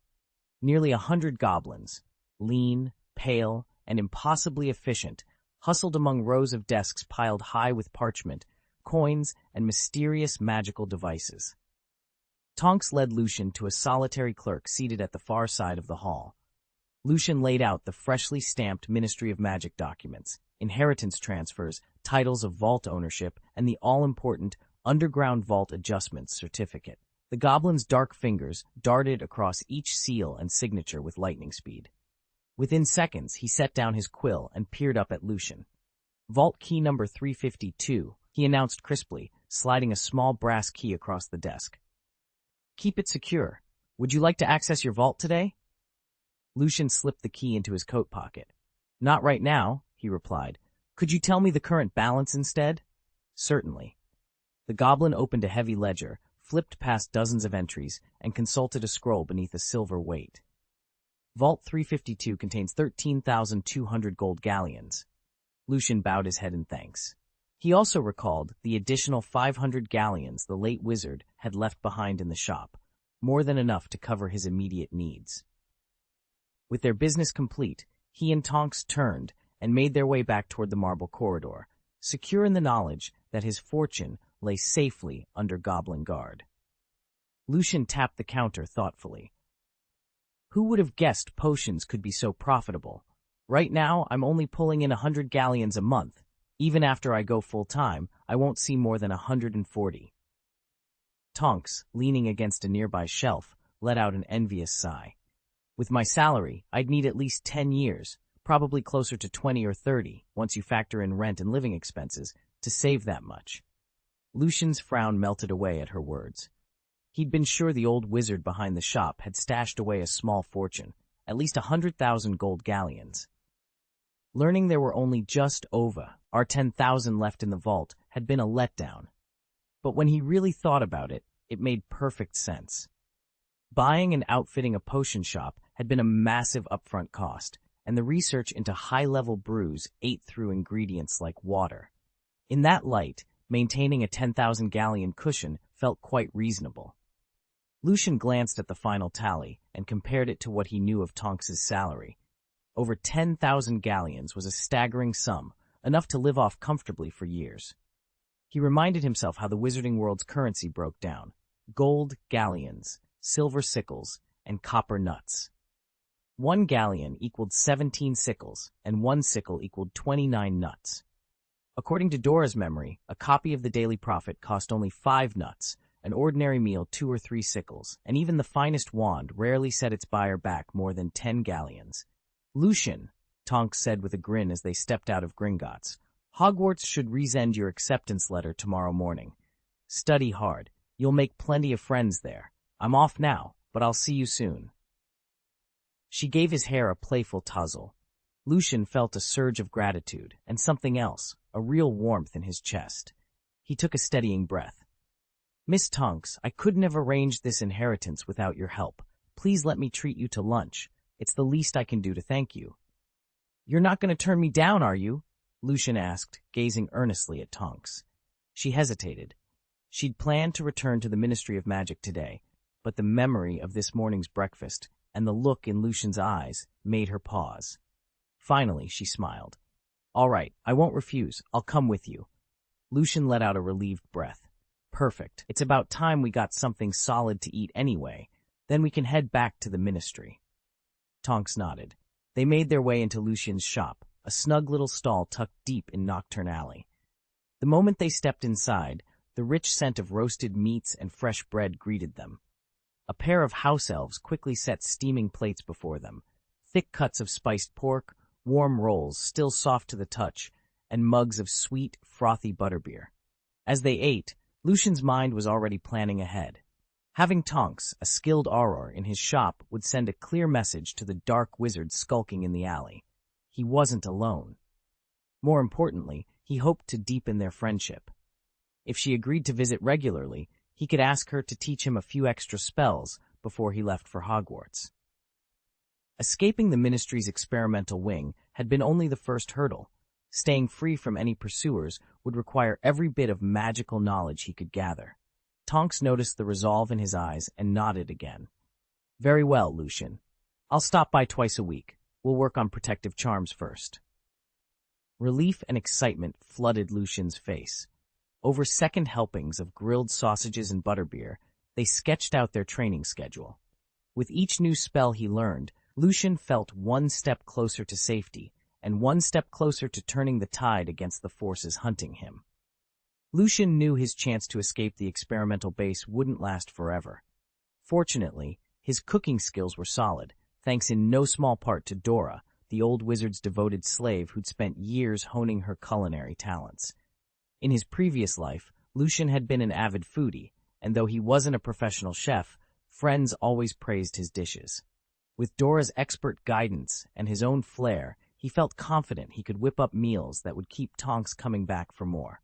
That afternoon, Lucian oversaw the preparation of 3 classic dishes: sweet and sour pork tenderloin, kung pao chicken, and tomato scrambled eggs. When Tonks arrived, she sank into a chair and began tasting each dish with eager anticipation. "What is this?" she asked after her first bite, her eyes widening in surprise. "It's so unique. I've never eaten anything like it." "Sweet and sour pork tenderloin, Lucia," N replied with a small smile. Tonks moved on to the next plate. "And this one, it's incredible. Kung pao chicken." She scooped up a spoonful of the final dish. "And this? Tomato scrambled eggs." By the time she pushed her plate away, Tonks was leaning back, one hand resting on her noticeably rounded belly. She sighed blissfully. "That was the best meal I've ever had." Lucian met her gaze, pleased. "I'm glad you enjoyed it. Feel free to drop by any time you're hungry." Lucian stacked the last plate on the drying rack and flashed Tonks a wide grin. "Don't worry, Nymphadora. I'll whip up plenty of delicious meals for you." Tonks waved her hands in protest, cheeks coloring. "Oh, come on. I'm not that shameless." She couldn't believe Lucian would let her keep showing up here just to eat his cooking. Relying on her Auror salary? That wasn't her style. But Lucian saw her hesitation and laughed softly. "Please," he said, leaning on the counter. "I'd love the company, and this is Nocturne Alley. It's not exactly a bustling neighborhood. You popping in now and then would do me a favor." Tonks paused, considering. Of course it made sense. Nocturne Alley wasn't exactly known for its fine dining or friendly crowds. She looked back at Lucian, half amused, half exasperated. "All right," she conceded at last. "I'll come by whenever I can. But don't expect me to mooch off you. I'll cover every meal. No arguments." Lucian chuckled and held out his hand. "You've got a deal." Night had fallen when Lucian's consciousness slid back into Marvel's body. Another day of grueling, sweat-soaked training had come and gone, but nothing out of the ordinary occurred, except for a gnawing suspicion. He was certain a jailbreak had happened recently. The telltale clue had been the comic book one of the younger mutants clutched under his arm, Uncanny X-Men. In this world, X-Men, and tie-in comics, shouldn't exist. Yet here they were, a sign that mutants must once have been famous. What, then, was this super soldier program about? Why was Captain America still active? Every question begged to be answered, but not here. Not yet. First, he had to escape the experimental base and gain a foothold in the wider world. Only then could he piece together this universe's hidden history. Before he could formulate a plan, however, another dawn was breaking, this one in the Harry Potter world. Lucian, who by day ran Merton Potions, stepped up to the shop's front door and gathered the morning's mail from the iron inbox. The usual Daily Prophet lay in the pile, but beneath it was a single pale yellow envelope bearing emerald green script. He picked it up, heart thudding. It's finally here. The envelope was addressed simply, Nocturne Alley, C.O. Mr. Lucian Merton Potion Store, no return address. Just those words, all he needed to know. This was the long-awaited acceptance letter from Hogwarts School of Witchcraft and Wizardry. Lucian's pulse raced. After countless restless nights, his new life was about to begin. Lucian could hardly believe it. Even though Scrimgeour and Tonks had both confirmed his acceptance, seeing the official Hogwarts letter with its emerald green seal still sent his pulse racing. A real school of magic, where he'd learn spells, potions, and all manner of enchantments, was his at last. Who could resist that? "Let's get started on the shopping," he told himself. After a hurried breakfast, Lucian stepped out of Merton's potion store, clutching the list of required books and equipment enclosed in his acceptance packet. He was in high spirits, eager to make his way to Diagon Alley and tick off everything on the list. But no sooner had he exited the shop than his smile faded. Leaning in the doorway of the shop across the narrow street stood an elderly wizard, his back bent nearly double, his hair slick and shining unnaturally. He fixed Lucian with a leering grin. Well, if it isn't little Dora," the old man croaked. Word is you've been readmitted to Hogwarts. Stocking up on school supplies, are we? Lucian's stomach clenched, but he forced himself to nod politely. Good morning, Mr. Borgin, he said smoothly. I'm actually here to pick up some textbooks. And, just so there's no confusion, I go by Lucian now. A flicker of malicious amusement danced in Borgin's eyes as Lucian turned and walked on. Inside, his nerves tingled. Borgin was one of the most notorious dark wizards in Nocturne Alley, and Lucian had no wish to linger. He squared his shoulders, determined to brush off the encounter. Today marked the start of his true magical education, and nothing, not even Mr. Ryle, Borgin's sneer, would dampen his excitement for long. Borgin & Burke's is the largest purveyor of magical antiquities in Nocturne Alley. Its wares range from dark charms and cursed objects to rare relics, and it quietly offers appraisal services for ancient artifacts. In his youth, Voldemort even worked here, using the shop's far-reaching contacts to locate and fashion two of his Horcruxes. Right now, the shop's owner, the wizened old wizard Borgin, is Lucian's greatest concern. If Borgin abandons his vendetta, no other dark wizard in Nocturne Alley will trouble the modest potion shop Lucian has inherited. Borgin studied him with an oily smile. Such a good boy. I hear the Auror had lunch with you yesterday? Lucian returned the look, his own grin brighter. Yes, Tonks really enjoys my cooking. She says she plans to bring her fellow Aurors and Minister Scrimgeour over for dinner next time. Borgin's eyes narrowed. That'll be wrath or hard work for you. Lucian shook his head, innocence feigned perfectly. Not at all. I love cooking. Next time they come by, I'll cook for them again. Mr. Bogin, would you care to sample my skills? Lucian asked, forcing a friendly smile. Bogin's face went rigid. Without a word, he turned on his heel and vanished into the gloom of his shop. As the door shut behind him, Lucian muttered, If you think you can swindle me and take over this place, you old fraud, one day I'll put an end to you. He shook off the anger and retraced his steps toward Diagon Alley. The contrast between this bustling thoroughfare and the cramped shadows of Nocturne Alley was striking. Here, sunlight glinted off shop windows, and the air buzzed with excited chatter. Wizards, witches, and wide-eyed children jostled for position as shopkeepers called out their wares. Dragon liver, 16 galleons an ounce. Crucibles, copper, brass, pewter, and silver, automated stirring, foldable designs. Messenger owls of every kind, tawny, screech, barns, snowy. Nimbus 2001 broomsticks, fastest on the market. You deserve the very best. Lucian wove through the crowd, eager to equip himself with top-quality supplies. He refused to settle for anything second-rate. If he was going to excel, he needed the finest tools available. Lucian flicked through his shopping list one last time. He had the gold to spare, so why skimp? Uniforms, cauldrons, telescopes, potion bottles, scales, wands. Just books alone would be a library's worth. And, of course, a pet. 2 hours later, he was pushing a cart groaning under the weight of all those essentials. He'd zipped through most of the list in no time. The cauldrons and telescopes came off the shelves almost immediately, potion bottles and scales stacked neatly beside him. Even the wands took scarcely a minute.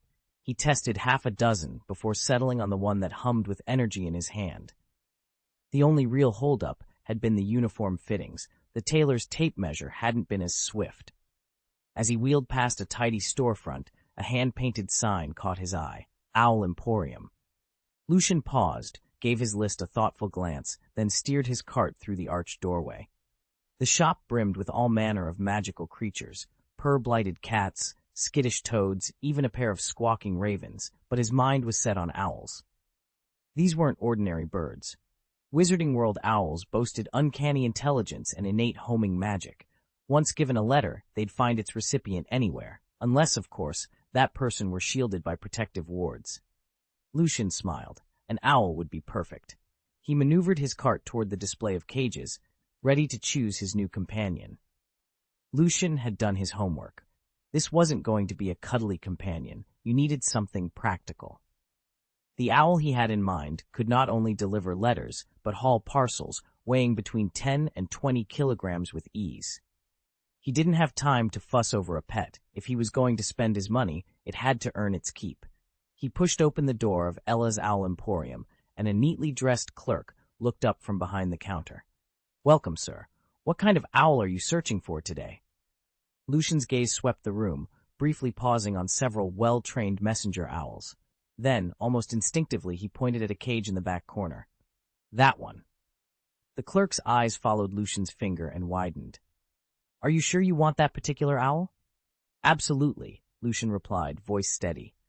The clerk hesitated, lowering his voice. I must warn you, it's 10 times the price of a standard messenger owl, 100 gold galleons.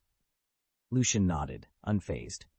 Perched on a tall oak stand was no ordinary bird, but a majestic eagle owl, its broad wingspan and piercing amber eyes making it appear nearly a meter tall. Such creatures were usually acquired only by adult wizards with specialized interests or expensive research grants. Lucian was the first young wizard the clerk had ever seen willing to pay that kind of coin for a pet. Very well, the clerk said, masking his surprise with a professional smile. Shall I start the paperwork? It's prohibitively expensive, and even wealthy parents would still have their worries. An owl that large simply isn't safe. Chapter 8, Magic is Not Easy. Lucian set a heavy, bulging sack of gold galleons on the polished counter, more than 400 pieces in all. Across from him, the clerk hesitated, eyeing the great horned owl perched patiently nearby. Are you certain you want her? The clerk asked, voice tinged with concern. She eats and costs a great deal. If you change your mind. Lucian shook his head. I'm certain. He paused, letting the words settle. She isn't just a pet. She's strong enough to defend me if I'm attacked, and her wings are powerful enough to carry more than 100 kilograms. If I ever need a quick escape, I can ride her into the sky. Since you're sure, there's no problem, the clerk said, relief flooding his expression. He and an assistant heaved the owl onto a small wooden cart. The bird blinked golden eyes, preening her feathers as if she approved of the arrangement. Lucian helped guide the wings into place, then handed over the final coins. With the sale complete, Lucian climbed astride the massive owl's broad back. She spread her wings in a silent explosion of feathers and lifted them both smoothly into the air. Below, the street of Diagon Alley shrank away as they soared toward his next destination, Flourish and Blots, the celebrated bookstore where he would begin the far trickier and far more important business of magical study. Lucian stepped into Flourish and Blots on the morning of August 3rd, determined to get everything on his list. Not only did he need the standard first-year textbooks, but he was also desperate to track down any rare volumes on unwanted spell work, particularly gesture casting. In the Marvel-influenced world he now inhabited, he hadn't yet fashioned a proper wand. Without mastering those old hand movements, his magical abilities would remain locked inside him. The shop was surprisingly quiet. With Lockhart's upcoming book signing only 18 days away, the usual crowds hadn't yet descended. Shelves towered overhead, each neatly labeled, but Lucian knew exactly where he wanted to go. He approached a clerk, an overworked young witch who was busy brushing dust off a stack of arithmancy scrolls. "Excuse me," he said politely. "I'm looking for books on gesture casting. Do you carry anything like that?" The witch raised an eyebrow and set her brush aside. Gesture casting? Those texts stopped selling years ago. Everyone uses wands now. Who'd waste time on that archaic technique? Lucian kept his expression calm. He'd anticipated skepticism. "It's exceedingly important to me," he explained, voice earnest. "Without it, I can't activate my magic until I have a wand. If you know of even a single copy floating around, private collection, back room, anything, I'll pay generously." To demonstrate his sincerity, he laid 20 gleaming gold galleons on the counter. The witch paused, hesitated, and then reached beneath the counter, as if weighing whether she could risk what came next. Lucian watched the shop clerk hesitate for a moment, then raise 4 fingers. "That needs to be purchased separately," the clerk said. "It's quite expensive, 40 gold galleons." "No problem," Lucian replied coolly. He slid 40 gleaming galleons across the counter. He knew the price was a rip-off, but this was the rare gestural casting tome he'd been hunting. Even if it cost 400 or 4,000, he'd pay it. The clerk pocketed the coins with a pleased smile. "It'll be ready in 3 days." Lucian nodded. "I'll pick it up then." With that settled, he finished his other errands, purchasing various potions and reagents clearly marked in gold, loaded everything onto his trolley, and set off down the crooked, gaslit corridor of Nocturne Alley. The massive eagle owl perched atop his hall proved an instant spectacle, Passers-by gave wide-eyed looks. "Behave," Lucian murmured to the owl. "No screeching." Back at his little apothecary, he brought the trolley into the back room. He carefully set the formidable raptor on his work table, then retrieved the rabbit he'd bought from the owl vendor. Lucian cooed softly, issuing the same calm, steady commands he'd taught the owl since it was an Ias. When the raptor settled, Lucian fed it the rabbit in measured bites. Only when the bird was content did he turn to the new tome he'd just purchased. Dust motes drifted in the lamp's warm glow as he opened the cover and began to unravel the secrets of wandless, gesture-based magic. Lucian watched as the great eagle owl bobbed its massive head in submission. For an ordinary young wizard, such a bird would be far too big and far too dangerous to keep as a pet. But Lucian was no ordinary youth. His body was stronger than that of most adults, and even this towering owl could not intimidate him. Beyond sheer physicality, Lucian possessed a rare psychic gift inherited from his former professor, an ability to communicate with magical creatures and subtly guide their behavior. Not for the first time, Lucian wondered whether, if he devoted himself to magizoology, he might one day rival Newt Scamander or even Hagrid as a master of magical beasts. He allowed himself a small smile as he turned away from the owl. "All right," he murmured, "let's get down to work." From the cluttered stack of textbooks on the old wooden table, he selected the two most essential volumes, Standard Spells, Elementary and Magic Theory. With the darker threats gathering around Marvel's borders, he knew he needed solid, practical spellwork above all else. History of magic, herbology, potions, those could wait until the crisis had passed. Tonight, he would focus on his wand and the fundamentals. Lucian settled into the worn leather chair by the window and opened Standard Spells, Elementary. Under the warm glow of a single lantern, he practiced his first incantation, whispering the words over and over until the wand tip shivered with power. Then he turned to Magic Theory, tracing his finger along densely printed lines, absorbing the principles behind each charm and jinx. Page after page, hour after hour, he worked in silence. Only when the sky outside had darkened to midnight and the owl had finally drifted into a deep, rhythmic breathing did Lucian lean back and stretch his tired arm. He closed his eyes, satisfied. His foundation in practical magic was stronger already, and tomorrow he would build upon it. Lucian set the heavy magic tome aside and rubbed his tired eyes, then tore into the warm roll he'd bought earlier in Diagon Alley. On the screen, wizards simply brandished their wands, muttered a few Latin words, and voila, spells bloomed in midair. But in real life, it was a far more exacting art. His textbook compared spellcasting to cooking, a handful of steps on the page, but a world of difference when it came time to perform them yourself. First and foremost, you needed true wizard's blood, genuine magical power surging through your veins. No matter how perfectly you spoke the words or waved your wand, a spell would fizzle without that innate energy.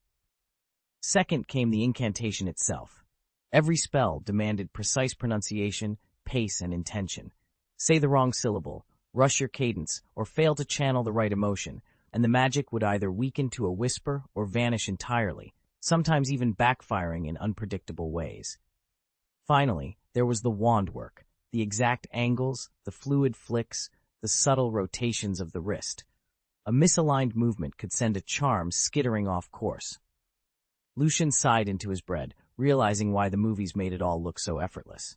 In truth, mastering magic would take far more than flashy wand flourishes. It would require patience, practice, and the pure spark of a true-born wizard.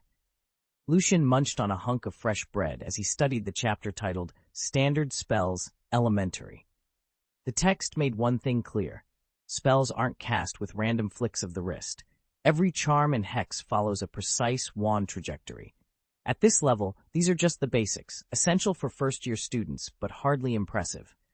True mastery comes when a wizard has delved deeply into a spell's underlying principles. Only then can it be performed silently and wandlessly. Legends say that the greatest sorcerers can unleash most of their magic instantly, without any wand at all. Below the introduction, the book listed the 6 core beginner spells: Softening Spell, Cutting Spell, Unlocking Spell, Floating Spell, Locking Spell, Repairing Spell. Lucian closed his eyes for a moment and considered his priorities. At his current skill level, The cutting spell could barely slice through a napkin, certainly not flesh. Better to focus on something more practical. He turned back to the page on the unlocking spell. If he could master that charm, he might finally free himself from the mutant inhibitor collar around his neck. Only then could he unleash his true power in the Marvel realm. Satisfied with his plan, Lucian tucked the bread aside and began memorizing the precise wand movement described in the textbook. The path to freedom started here. Lucian slipped through the lab's high-tech security doors with ease, thanks to his unlocking spell, and knew he could make a clean getaway. If he had extra time, he could always study new spells later. In fact, he suspected a transfiguration charm would serve him better than unlocking magic. After all, transform just one crucial component of a weapon and the entire device would be rendered useless. Yet as he weighed the risks, he decided to let the idea go. Transfiguration was a completely different discipline, notoriously difficult to master. Even someone as gifted as Hermione hadn't learned it before the term began. Without an expert to guide him, Lucian doubted he could pick it up quickly. Any results would likely be clumsy at best. In the end, it simply wasn't worth the gamble. Chapter 9. Hello, Harry! 3 days after placing his request, Lucian finally managed to procure a battered copy of Guide to Gesture Casting from the clerk at Flourish and Blots. 10 days later, he was standing in the Hogwarts courtyard, a sturdy wooden box locked before him. He raised his wand, steadied his nerves, and whispered, "Aloho, open!" In an instant, a vivid blue beam of magic shot from the tip of Lucian's wand and struck the lock dead center. Many spells, stunning curses, disarming charms, even the killing curse, announced themselves with colored bursts of light. Other charms, like those for flight, repair, or levitation, work almost invisibly. This one clearly belonged in the first category. With a crisp click, the lock snapped open. Lucian let out a slow breath, a triumphant grin spreading across his face. 10 days of relentless practice, nights spent poring over dusty pages, and afternoons spent peppering Tonks with questions whenever she came by for dinner, had finally paid off. He had successfully mastered the unlocking charm. But in those long hours of study, he'd also come to a humbling realization. He wasn't some overnight magical prodigy. True geniuses, like Hermione Granger, who had never even touched a wand before arriving at Hogwarts, seemed to learn spells almost by intuition. Lucian might never match that level of natural talent, but today's victory tasted all the sweeter for it. He closed the box's lid, satisfaction warming him from within.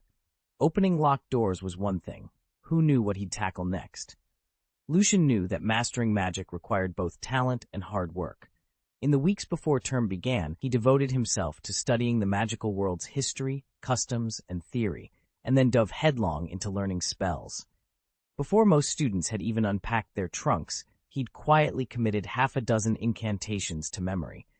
Talented young witches and wizards like Professor Snape would discover new, powerful spells during their school years, and icons such as Dumbledore, Grindelwald, and Voldemort were rightly hailed as prodigies. Lucian, by contrast, lacked their natural gift. He made up for it with relentless diligence. Officially, he claimed to have studied for just 10 days, long enough to pique curiosity, but not suspicion. In truth, he'd put in 20 days of practice. When his physical body grew exhausted, a counterpart in the Marvel World laboratory seamlessly took over his training sessions, ensuring his momentum never flagged. Lucian's days at the experimental base were largely unstructured. With no pressing duties besides his private lessons, he had hours to spare. He fashioned a practice wand from a broken branch and dedicated himself to perfecting the feel of magic flowing through it. Early on, the discipline was awkward. His stammers of Latin and broken wand gestures yielded nothing but sparks. But every failure honed his perception, every success bolstered his confidence. He learned to sense the subtle currents of magical energy in the air, to coax them into shaping basic charms. He practiced disarming spells until his wrist ached, and then did it all again. He rehearsed shield charms on empty corridors, always watching for the base's surveillance cameras, and turning his back when necessary. Even if a guard happened upon him, it would mean little. No one here had any idea what real magic looked like. By the time the first students filed through the castle gates, Lucian had achieved something remarkable. a working command of 6 fundamental spells, and a profound intuitive understanding of magical dynamics. He stepped onto the school grounds not as an overconfident genius, but as a careful, well-prepared student, ready to outwork anyone who underestimated him. Once Lucian's original body is freed in the future, he'll have twice the normal study time to devote to magic, an advantage that makes even the most daunting spells seem within reach. After all, learning a new spell in 10 days would mark any wizard as a prodigy. Most apprentices spend a full year struggling to master just one, and the less talented might only pick up a handful of simple charms in that time. But Lucian's situation borders on the extraordinary. His next objective was clear. He needed to master wandless casting of the unlocking charm. Under the guidance of the Manual of Wandless Casting, he set aside his wand and focused exclusively on perfecting the precise hand gestures and mental intent the spell required. Day after day, both his future self and the temporal clone repeated the motions without pause. 8 days of relentless practice finally paid off. Lucian felt the familiar surge of magic flow through his fingertips, a clear sign that the unlocking charm had succeeded without a wand. The result, however, revealed room for improvement. While a wand-assisted version of the spell released locks in just 1 or 2 seconds, Lucian's wandless casting still took 7 or 8 seconds. With continued training, he estimated he could whittle that down to 5 or 6 seconds, and soon match the speed of any seasoned wand user. But for now, the breakthrough stood. Lucian could perform the unlocking charm entirely by gesture, a feat few wizards ever achieved. Even the simplest duel only lasts a few seconds, barely enough time for an opponent to fire off 3 or 4 attack spells. It's no wonder the old 4-spell routine has been banned. August 21st. Today, Gilderoy Lockhart will be holding a book signing at Flourish and Blots. Lucian tapped the enchanted date on his breakfast napkin and scowled. He'd long ago lost interest in the self-proclaimed world's greatest wizard, but something else tugged at his memory. Today was also the day Harry Potter was due to arrive in Diagon Alley with the Weasleys to pick up his school supplies. After Harry's first year at Hogwarts, he'd been forced to spend the summer back with the Dursleys, locked away and forbidden to return to school, all thanks to Dobby the house elf's warning. It was Ron and his brothers in their father's enchanted Ford Anglia who had swooped in to rescue him, bringing him back to the burrow. Lucian chewed his toast thoughtfully. He hadn't spoken to Harry or the Weasleys all summer, but if he wanted to know what trouble they were up to, today was the perfect day to reconnect. He'd better get moving. Lucian had concluded that, compared to a Voldemort who wouldn't return for years, he stood to gain far more by sticking close to Harry and his friends right now. So many corners of Hogwarts, its secret nooks and forbidden tomes, would remain off-limits if he went it alone. But with Harry in tow, Headmaster Dumbledore would happily overlook any curious wanderings. Whether Lucian was sneaking into the restricted section of the library or slipping into the room of requirement, no one would bat an eye. After breakfast, Lucian abandoned his usual spell work. Instead, he stationed himself at the window of the apothecary corridor, keeping watch over Nocturne Alley beyond. An hour later, he spotted 2 pale figures stepping into Borgin and Burke's. A tall man and a boy, both with that unmistakable pale blonde hair and haughty gait. Lucian's heart skipped. "The Malfoys," he murmured, "and Harry's already inside with them." They really had the nerve to bring the children into Nocturne Alley at this hour. Their finely woven robes and imperious air made their identities obvious from a distance, and meant Lucian would have to tread carefully if he wanted to stay close to Harry without drawing Lucius Malfoy's attention. About 10 minutes later, just after Lucian had watched the shady father and son slip out of the Bojan blog shop, he bolted through the back exit, heart racing. He found himself in a narrow, dimly lit alley, lined with shops dealing in dark magic. Through one window, grotesque rows of shrunken heads stared back at him with glassy eyes. 2 doors down, a massive iron cage rattled as enormous black spiders skittered inside. Nearby, 2 wizards in tattered robes lingered by a shadowy doorway, whispering and glancing in his direction. Lucian swallowed hard. He'd used powder for the first time, and something had gone horribly wrong. Instead of Diagon Alley, he'd ended up here, in this unsettling backstreet and had even stumbled upon the illegal transaction between Draco Malfoy and his father. All he wanted now was to escape. "Lost, are you?" The question came in a calm, almost youthful voice. Lucian spun around and saw a boy about his own age and build, standing with a heavy spellbook tucked under one arm and an expression of firm determination on his face.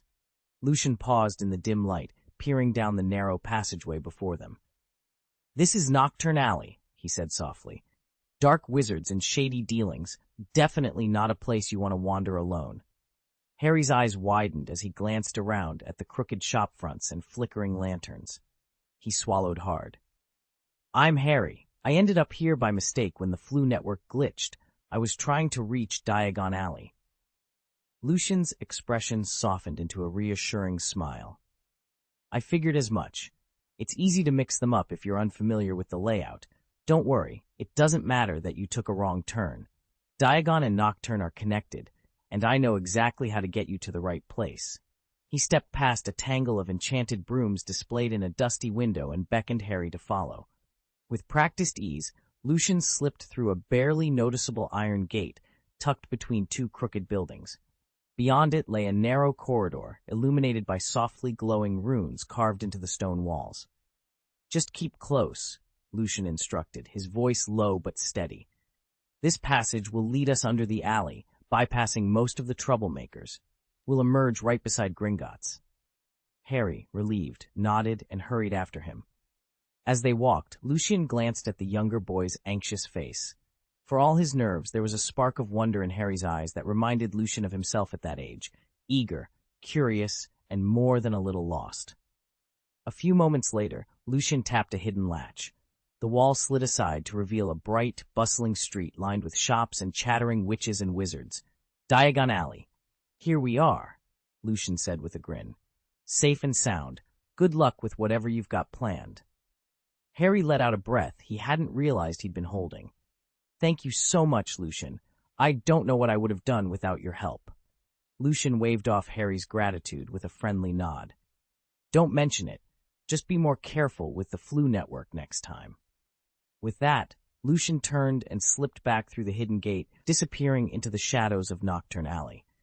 Harry watched him go, clutching his satchel, and then stepped forward into the light of Diagon Alley, ready to face whatever magic and mischief awaited him. Chapter 10. Hermione and Hagrid. "Lucian, thank you for guiding me out." After leaving the gloom of Nocturne Alley and stepping into the bright bustle of Diagon Alley, Harry exhaled in relief and turned to Lucian. If Lucian hadn't led him out just then, who knew what peculiar and possibly hostile wizards they might have run into lurking in those shadowy streets. "Harry! Harry!" A familiar voice rang out, and Hermione Granger came racing toward them, her thick brown curls bouncing with each step. "I'm so glad I found you. But what happened to your robes, and why are your glasses completely smashed?" "Great to see you, Hermione," Harry said, brushing a layer of ash from his robes and gingerly touching the cracked lenses. "It was an accident. Don't worry, I'll fix them." With a swift flick of her wand, Hermione cast the Reparo charm. In an instant, Harry's glasses snapped back into perfect alignment, the cracks vanishing as though they had never been there. "Wow, thanks," Harry said, peering through the pristine lenses. "That's brilliant." Hermione offered him a proud smile. Harry admired her skill. He'd already mastered every charm in the first-year textbook, yet Hermione's effortless precision still left him in awe. Just then, the towering shape of Rubus Hagrid loomed at the end of the alley, his greatcoat flapping open and a broad grin beneath his tangled beard. "Harry, there you are," he boomed, striding forward. "Got a few surprise visitors back at the castle. Let's get you sorted." Harry, Lucian, and Hermione exchanged excited glances. With Hagrid leading the way, they headed off toward whatever new adventure awaited them. Lucian had barely mastered the most elementary spells. He could barely cast the restoration charm without fumbling. But, like Harry, he'd realized early on that the repairing spell was far more versatile than most wizards appreciated. Sure, it could fix a pair of smashed glasses in a pinch, but with enough training, why not mend a collapsed roof or an entire fallen building? In the Marvel world, he mused, that kind of magic could be worth a small fortune. "Who is this?" Hermione Granger asked, glancing from Harry to the newcomer at his side. Harry beamed. This is Lucian. I just met him today. Lucian, this is Hermione Granger. Lucian stepped forward and offered his hand with a confident smile. Pleased to meet you, Miss Granger. You're quite beautiful, by the way. Hermione's eyes widened in surprise and delight. She took his hand, her cheeks flushing.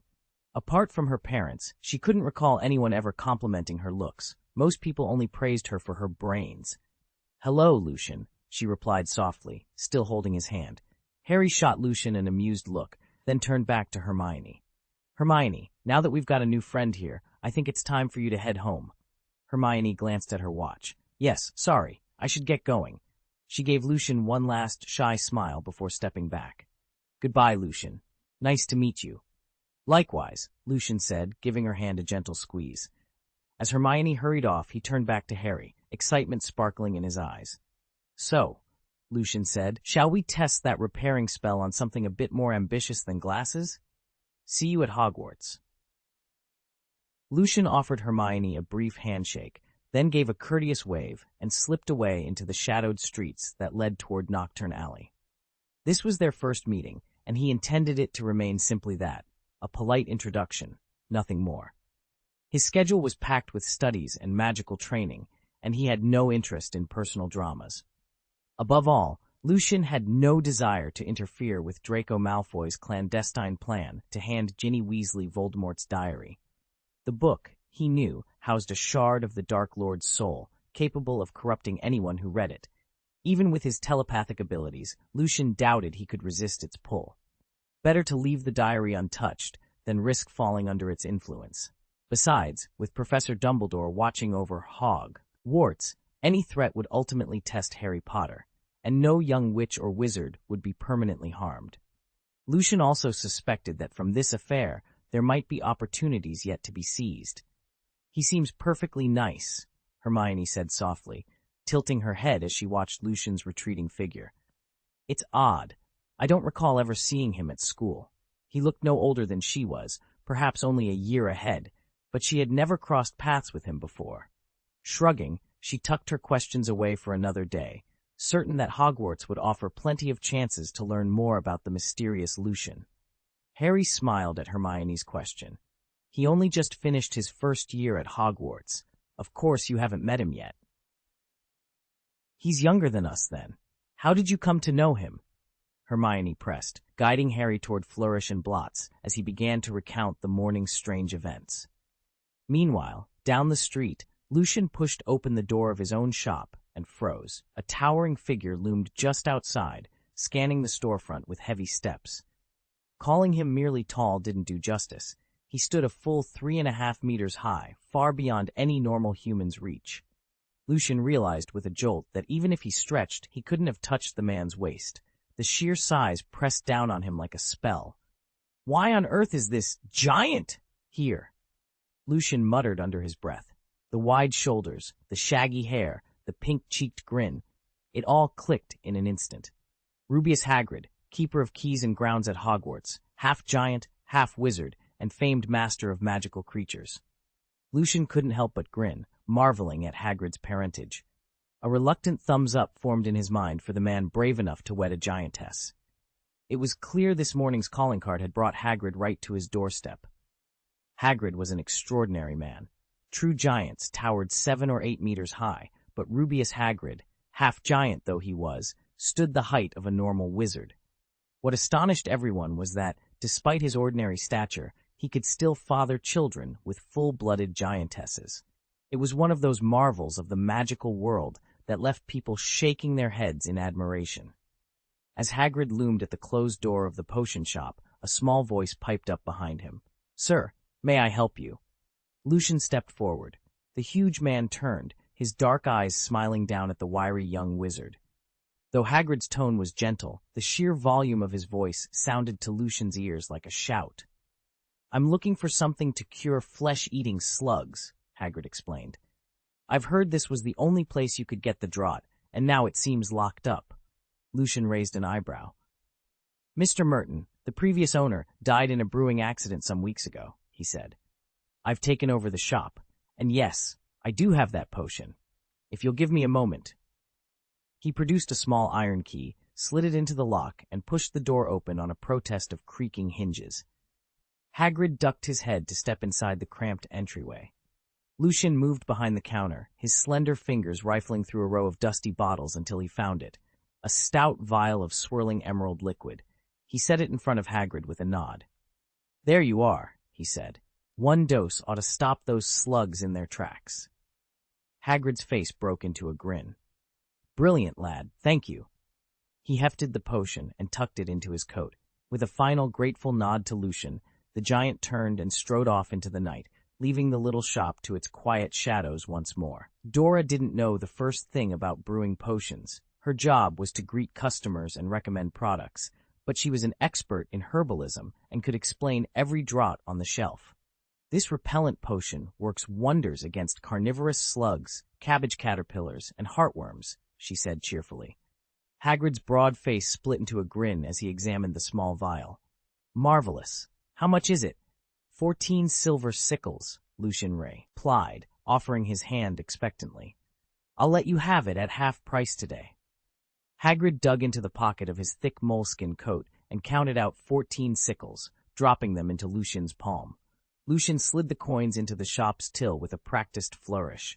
He feigned surprise at the bargain, far less than the 2 galleons he'd assumed it would cost. As Hagrid tucked the tiny bottle into his robes, Lucian smiled inwardly. With his psychic talent for speaking to creatures and the ambition to become a master of magical beasts, he couldn't afford to let this chance slip by. Building a good rapport with Hagrid might open doors to secrets and lessons no textbook could offer. Lucian realized that whether he wanted to earn a bit of spending money or learn to raise magical creatures and boost his own strength, befriending Hagrid was a smart move. The Hogwarts gamekeeper's reputation for enthusiasm, kindness, and straightforward honesty told him it wouldn't be hard to strike up a friendship. Sure enough, the moment Hagrid recognized his new acquaintance, he paused mid-step. Then his whole face brightened. He leaned forward, studying Lucian's features with a warm smile. "So you're one of this year's new students," Hagrid exclaimed. "I'm Rubus Hagrid, keeper of keys and grounds here at Hogwarts. Whenever you've got some free time after class, drop by my hut. I'll bake you some rock biscuits." Chapter 11. Counterattack. Escape from the base. 5 days later, in Mexico City's Institute for Genetic Modification, Dr. Xander Rice stood before a young clone of Wolverine, designated X-24, and allowed himself a victorious laugh. "At last," he declared, "my research is complete. A Wolverine who answers only to me. Soon, every army on Earth will kneel before my power." Xander's obsession had begun with tragedy. His father, Dr. Dale Rice, had been one of the scientists who bonded adamantium to Logan's skeleton, and he paid for it with his life when Logan broke free of the laboratory. From that moment on, Xander vowed to eliminate every uncontrolled, dangerous mutant and to build an army of genetically engineered soldiers who would obey his every order. To realize his plan, he founded the Yackley Gene Corporation and, through the food and beverage companies he controlled, released the M43 virus on a global scale. Harmless to ordinary humans, M43 suppresses the powers of existing mutants and prevents any new mutations in future generations. After more than 20 years of clandestine work, Xander stood on the brink of fulfilling his father's legacy and exacting his vengeance on the mutant world. But as X-24's keen yellow eyes locked onto his creators, Xander sensed that control was only the beginning. The true test would come when his obedient soldier faced a world unwilling to submit, and when he himself might face a rebellion he never saw coming. "Donald, those experimental subjects still refuse to follow orders. Let's eliminate them all." Dr. Rice's voice was icy as he faced the man beside him, Donald, whose entire right arm had been replaced with a gleaming robotic prosthesis. Donald stood ready, awaiting his next command. Dr. Rice had originally planned to harvest the mutant genes they'd collected, breed them through surrogate mothers in Mexico, and sell the resulting children as living weapons to the highest bidder. But the project had unraveled sooner than expected. As the mutant children matured, they began to think for themselves, resisted control, and even attempted escape. Now, having perfected a line of cloned mutants entirely subservient to his will, Dr. Rice saw his early creations as nothing more than failed experiments. With an army of obedient clones, he envisioned global domination, no need for uncontrollable test subjects. He paused, locking eyes with Donald. "And what about Subject 757, Lucian?" Donald flicked his gaze down to the datapad he carried. After a brief moment, he looked back up. "Dispose of him, sir." Dr. Rice nodded once, decisively. "Good. Make it quick." With that, Donald activated his prosthetic arm, and the laboratory doors slid shut behind them. Lucian's fate was sealed. "Now that our replication technology is fully mature, we can churn out Wolverine clones by the dozen, and soon we'll be able to replicate Professor X and Magneto as well. There's no reason to waste resources on those inferior experimental subjects." "Understood." With that curt acknowledgement, Donald drew his pistol from his hip, turned on his heel, and strode out of the laboratory. Across the compound, Lucian, once known as George, paused in mid-spell, his fingers still tracing the air. He glanced at the clock mounted on the far wall. His jaw tightened. It was past the hour when his escort normally arrived. Training should have started already. Just then, the door slammed open. Two figures stepped inside. Leading them was Master Trent, the grizzled instructor who had overseen Lucian's progress for the past weeks. Trent's lips curled into a contemptuous smile as he surveyed Lucian. "See what I mean?" he snapped. "He's a complete waste of time. After all this training, he still can't even cast a basic ward." Lucian squared his shoulders, bracing himself. The moment had come to prove them all wrong. "It's not time to finish him off yet," the captain snapped as he strode into the lab. He cast Lucian, a living experiment known only as Subject Number 757, a look of pure contempt, then turned to the two armed guards behind. "Take care of him," he ordered. "Once he's down, dump the body in the lab incinerator. Burn it with the rest of the biohazard waste." "One shot, Captain," one guard replied, shouldering his submachine gun. He slammed the bolt home, leveled the weapon at Lucian's chest, and tightened his finger on the trigger. Suddenly, Lucian's voice, low and urgent, cut through the tense air. "Open the Allaho gate!" With a sharp pop, the suppression collar at Lucian's throat sprang open. A chill snaked down his spine as clarity returned to his mind. In that moment, he realized his slight, almost imperceptible hand movements, dismissed by the guards as nothing more than nervous tics, had been the spell's final components. Now utterly free of the collar's magnetic restraints, Lucian felt his power surge. The guard's bullets were about to meet far more than a mere test subject. Lucian's hidden dagger shot up from the doorframe like a guided missile, its blade slicing across the guard's throat before he could react. The man staggered back, clutching the wound as blood welled between his fingers. "Now!" Lucian barked. The instructor's heart raced. He yanked his own dagger free and spun behind Lucian's incoming strike, knocking the thrown blade off course. A jolt of pain flared in his wrist as steel met steel, and cold sweat trickled down his temple. So fast! How had he moved that quickly? If he'd hesitated for even a heartbeat, he'd be lying bleeding on the floor alongside his men. The instant that little suppressor, experimental subject number 757's ability limiter, fell from Lucian's neck, the instructor sensed a threat unlike any before. Years of living on the razor's edge had taught him, never take a dangerous subject lightly.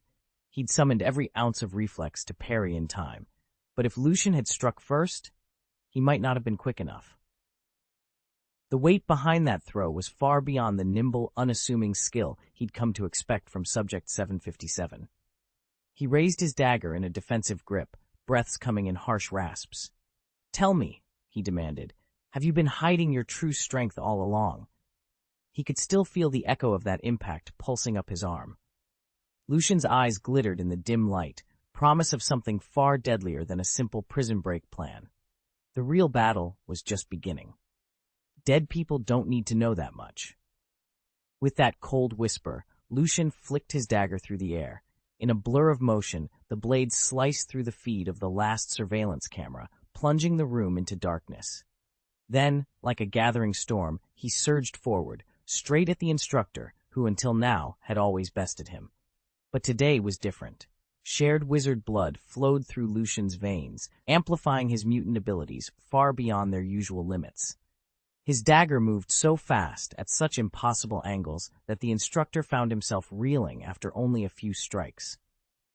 He instinctively wanted to break away and bring the fight to close quarters, his arena of choice, but Lucian refused to give him any breathing room.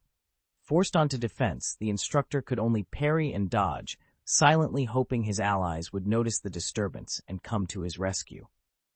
Time was a luxury Lucian would not afford him. "Gun!" he snapped, eyes darting to a fallen guard by the wall. With a deft motion of his dagger, he hooked the guard's submachine gun and wrenched it free. The weapon flew into Lucian's hand as if drawn by magnetism. He leveled the barrel at the instructor's chest, voice low but unmistakable in the hush of the blacked-out room. "It's over." Lucian didn't hesitate. He raised the submachine gun and squeezed the trigger, while the instructor, still wrestling with Lucian's dagger, gaped at him in disbelief. Bullets tore through the room. Rat-a-tat-tat. "Oh my God!" The instructor managed to gasp before Lucian's spray of fire ripped him apart. When the guns fell silent, Lucian stepped forward, retrieved his dagger from the blood-slick floor, and then slipped the instructor's weapon into his belt. Slung over one shoulder, the submachine gun felt cold and heavy, a grim reminder of how far he'd come.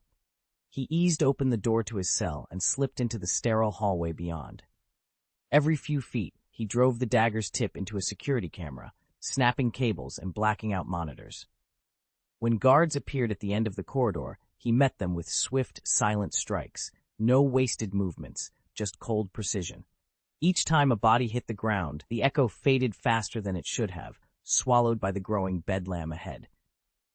From somewhere deeper in the lab, he heard the roar of gunfire and panicked screams. Mutant children, roused by the alarm, were running wild, smashing doors, overturning metal carts, causing chaos. Their uproar drew every guard and scientist away from Lucian's path. He allowed himself a grim smile. This was why he'd waited.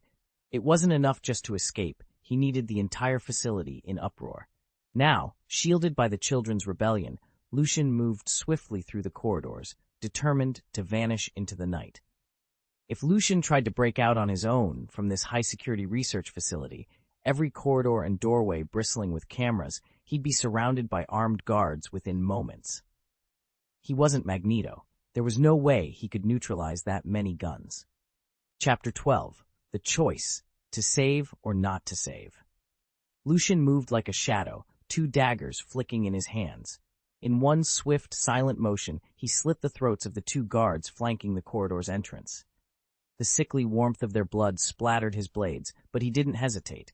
He pressed on until he stood before a fork in the hallway. What he'd learned and overheard since infiltrating this facility fell into place. The passage to the right led first to the cafeteria and then to the cells where the mutant children were held. The left corridor led out of the laboratory and back to the main exit. Given his current strength and stealth, Lucian was confident he could slip out that way, find a car, and vanish into the city. Once he was among the crowds, no one would be able to track him, especially not when the authorities were distracted by those experiments. He lifted his foot to step left. Then, from down the right corridor came a piercing, agonized scream, high-pitched, childlike. Lucian froze, one boot hovering above the dusty floor. "It's not my problem," he told himself. "I have no ties here. No one will blame me for turning my back." Another cry echoed through the dim hallway, closer this time, desperate and raw. Lucian's heart tightened. He glanced toward the exit, then back into the darkness where a terrified child was calling out. The choice lay before him. Abandon the kid and ensure his own freedom, or risk everything to go back. Lucian hesitated at the T-junction, heart pounding. To his left, the corridor plunged into shadow. To his right, dim red emergency lights flickered. He forced himself to breathe evenly and thought, they'll find a way out eventually. He lifted his left foot to take that dark path, but a child's scream cut through the air. Then another shriek came from the opposite hallway. His blood ran cold. This base held 50 mutant children. Lucian had studied the old files. Years ago, fewer than 20 had escaped. X-24, the little wolf girl, was among the survivors. That meant more than 30 kids had died during the breakout. They were just children now, but their abilities would make them formidable fighters as adults. If Lucian could guide them to safety, they might join the ranks of any future resistance. And in this dangerous, power-hungry world, that alliance would be priceless. Besides, Great risk often brought great reward. A measured gamble today could secure the wealth and security they desperately need tomorrow, and if things turned deadly, he could always retreat and run. His mind made up, Lucian lowered his raised foot and stepped firmly to the right. But even as he moved, he couldn't be certain why. Was it cold strategy or compassion for those 20-odd children shivering somewhere in the darkness? Human motives are rarely simple. No one can predict how they'll act when the moment of truth arrives. Some boast of selflessness, yet when the chips are down, they throw themselves into the fray to save others. Others extol benevolence, justice, and morality, but at the first sign of danger, they're the first out the door. Lucian doesn't consider himself a hero, nor does he think of himself as a villain. He's just an ordinary man with ordinary morals. He knows he could never willingly lay down his life for strangers, but if he can risk himself, without dying, to protect a group of children, then maybe he can find the courage to try. Lady, Will, Ellie. Lucian burst into the cafeteria and froze. 3 small bodies lay motionless on the floor, children who had given their lives blocking the guards so the others could escape. Gabriella knelt beside them, tears streaming down her face as she cradled one child's hand. She had uncovered the Institute's dreadful secret. It wasn't developing cancer cures at all, but engineering mutant killers. Outraged, she and a handful of equally compassionate colleagues had plotted a covert escape with these innocent kids. They had risked everything, and now they were paying the ultimate price. Before the order could even be carried out, the Laborat, Ori's senior management, decreed the children's collective execution. There was no time for a half-measured plan. The kids had to flee now. But magic alone couldn't match the guards' seasoned marksmanship and cold steel firearms. By the time they burst into the cafeteria, the first volleys had already silenced several of their protectors. Gabriella and Isa, 2 of the few adult allies, had tried to hold off the guards, but more than a dozen of the 50 children lay dead amid overturned trays and spilled coffee. Every passing second risked another life. Lucian!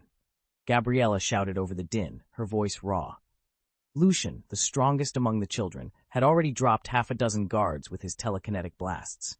Now, a reinforced bullet had caught him in mid-manifestation. His limbs went rigid, an invisible grip froze him in the air. He thrashed, but couldn't break free. Gabriella skidded to Lucian's side, yanking a submachine gun from a fallen guard's belt. She leveled it at the advancing troops, her knuckles white on the trigger. "Everyone else, move! Head for the door! Aunt Isa's waiting." Outside in the courtyard, Isa revved the engine of her supply truck. Normally she ferried groceries and equipment from town. Now her battered rig was their only lifeline. She'd already pulled up at the exit ramp, engine idling, doors wide. As the other children sprinted past Gabriella toward the truck, Lucian summoned every ounce of concentration. He could feel the bullet's psychic lock searing into his mind. If he didn't break free now, he'd never see the outside world or his friends again. With a roar, Lucian channeled his power into a single, shattering pulse. The invisible bonds cracked. Metal tables flipped, guards stumbled, and Lucian fell, bruised but alive, just as Gabriella extended a helping hand. Together, they dashed to Isa's truck. The doors slammed shut, the engine spat exhaust, and they tore out of the compound, leaving the gunshots and the laboratory's dread orders far behind. "What about you and Laura?" the older boy in charge asked, his face etched with worry. Though they'd been raised in a laboratory and knew almost nothing of the outside world, they weren't lacking in instinct. "I'm counting on you, Lucian. You're the oldest. Get the others to the rendezvous point and wait for me. I'll find a way to bring Laura to you." Gabriella's voice was soft but firm as she placed a hand on his shoulder. Before Lucian could protest, Gabriella slung a submachine gun into position and opened fire down the corridor. Her aim was erratic, but the sudden hail of bullets was enough to disorient the guards controlling the little wolf girl. In the confusion, one guard yanked at her restraints, and the girl snapped back. With an inhuman speed, her adamantium alloy claws drove into his eye, and she wrenched herself free. Reinforcements thundered down the passage, their shouts echoing off the metal walls. Lucian's jaw clenched. "Go," he urged the other children, grabbing a frightened girl's hand and sprinting down a narrow side hall. They dashed past abandoned tables in the old canteen, their footsteps ringing hollow in the empty room. Spirits as high as their fear, they barely registered the world around them, until they slammed into a blockade of 4 guards, rifles leveled and voices barking commands. Lucian skidded to a halt. He raised his hands to shield the smaller children behind him, meeting the guards' cold eyes with every ounce of resolve he could muster. The next move would decide their fate. Chapter 7. No, 757. Everyone, gather here. Lucian's voice cut through the children's panicked whispers, calm and commanding. They huddled together, fear flickering in their eyes, but courage held their limbs steady. 4 guards in black armor blocked the corridor, weapons raised. Before they could react, 2 sharp cracks echoed, and the first pair of guards dropped in pools of blood, bullets slitting their necks. The remaining 2 spun around and squeezed the trigger, only to be felled by Lucian's twin shots. He holstered the pie, stoles, and met the children's stunned faces. Is everyone all right? 34 pairs of eyes stared back, trembling but uninjured. Relief eased the tension in their shoulders. At the center stood Ricto, pale and pinched. He stared at Lucian, mouth agape. No, 757? It was the first words anyone had ever heard from the boy known only as Mutant Number 757. He cleared his throat and continued anxiously. Aunt Gabriella and Laura. They're still trapped in the cafeteria. Lucian nodded once. I've covered your escape down this hall. You head for the loading bay. Now, I'll take care of them. Before Ricto could argue, Lucian dropped his SMG and snatched up 2 handguns from the nearest guard. With a determined glare, he sprinted toward the cafeteria doors, every heartbeat driving him faster. Behind him, the children slipped into the shadows and fled. Lucian didn't look back. If he didn't save Aunt Gabriella and Laura, none of them would ever see daylight again. How merciless. The moment Lucian burst into the cafeteria, he froze. Perched astride a guard's shoulders sat a tiny wolf girl, her pistol spitting bullets into his skull until his brain splattered against the wall. The grisly tableau sent the surrounding soldiers reeling, until they recovered and unleashed a torrent of gunfire. She was daring, but far too slight. Despite her miraculous self-healing, she was beaten back, tumbling from the air, and forced to retreat under the hail of bullets. The crack of gunfire echoed as she skidded behind overturned tables, clutching her bleeding side. Next to Lucian, Gabriella peered over a concrete bunker, her submachine gun magazines clicking empty. I'm out, she muttered. I can't hold them off by myself. 30 guards, 40 now, formed a tightening circle. Lucian's heart pounded. Relying on knives here would be suicide. A single stray bullet would end him. He had no regenerative gift to save him. If he wanted to smash this ambush, he needed overwhelming firepower. He dove for his pack, yanked out 2 compact submachine guns, and snapped the magazines into place. Closing his eyes, he wove his magnetic field around every round. The cafeteria lights glinted off the barrels as he flexed his fingers on the triggers.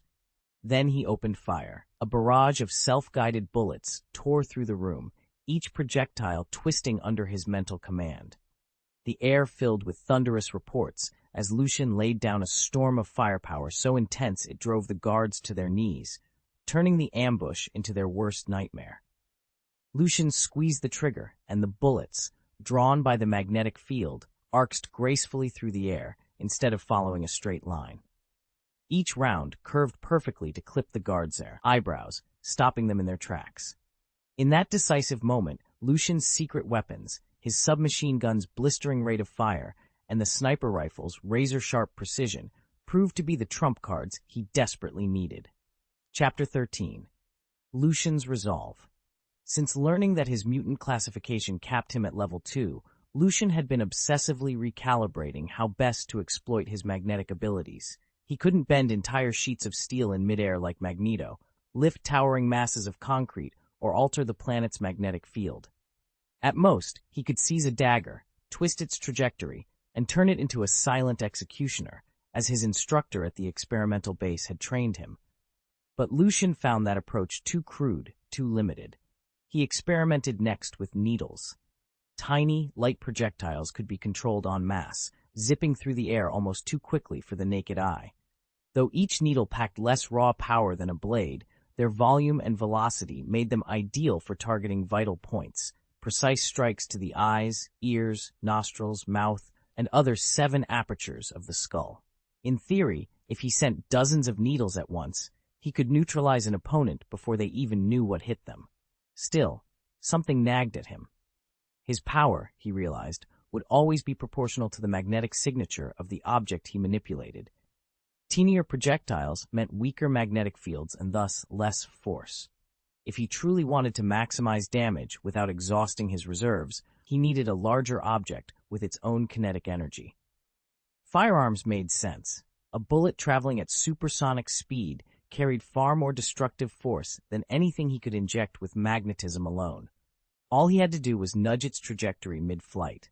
A subtle alteration of a bullet's path, invisible to the shooter, could turn a good marksman into a superhuman sniper.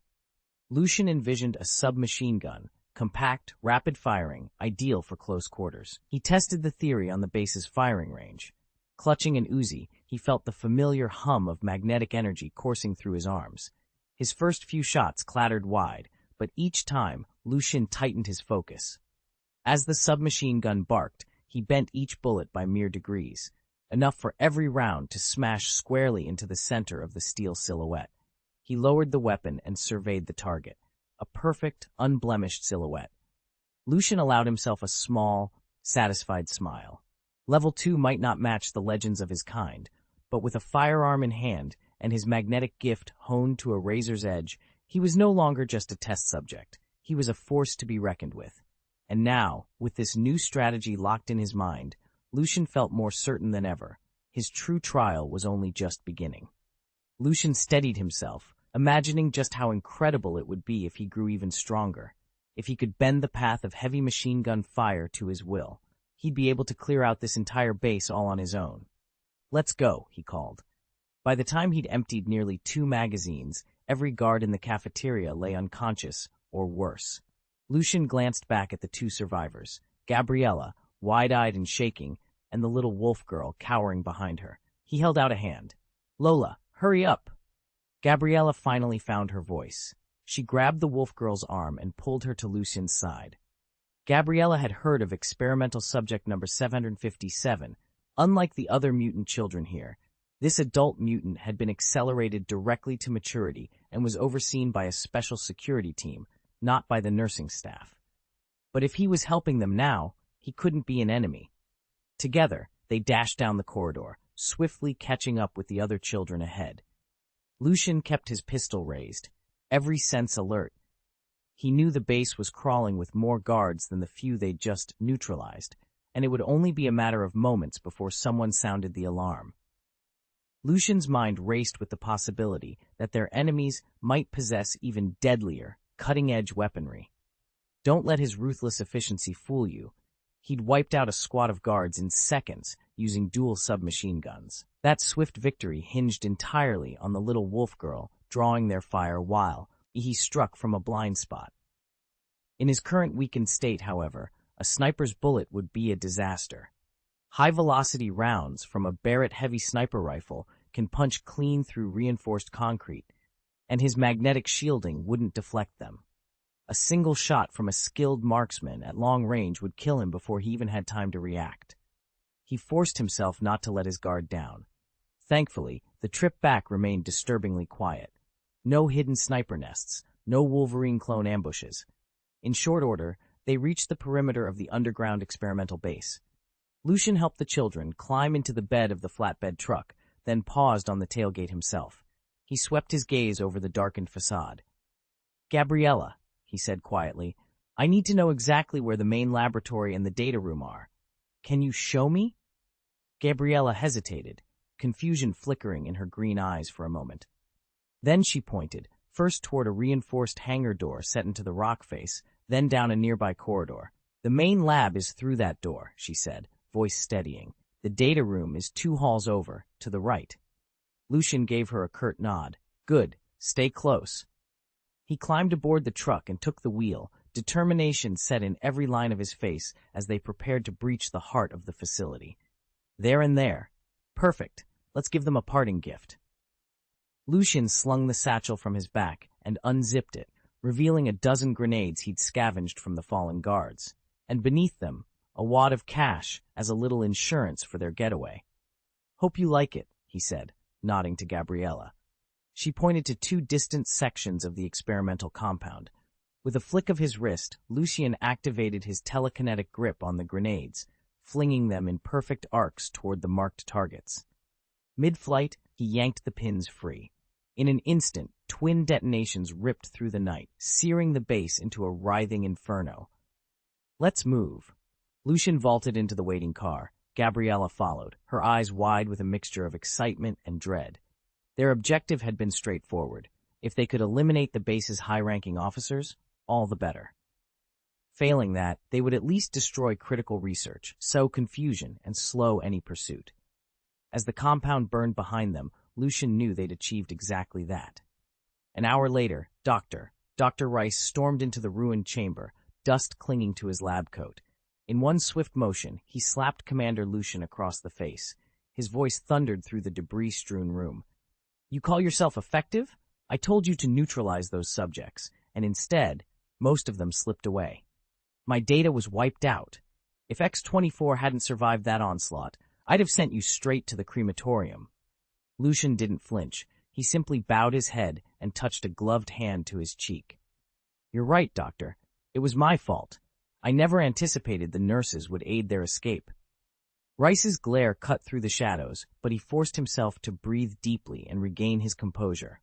He tapped a finger against the shattered console, dust drifting from the control panel. "It's done," he said at last, voice ice-cold. "No excuses. I want every escaped mutant child found and eliminated before any outside organization catches wind of this. Do you understand? If S.H.I.E.L.D. or anyone else gets even one lead on our creatures, we're finished." Lucian nodded again, his expression unreadable. "Understood, Doctor. I'll deploy the retrieval teams immediately." Dr. Rice turned away, straightening his coat. As head of one of the world's most influential corporations, one with clandestine ties to several terror networks, he knew how high the stakes were. In a world shadowed by the might of S.H.I.E.L.D., any hint of surviving mutants could be traced back to him, and once that trail grew cold, there would be no going back. Lucian didn't want to risk going head-to-head with S.H.I.E.L.D. before the mass cloning of mutants was underway.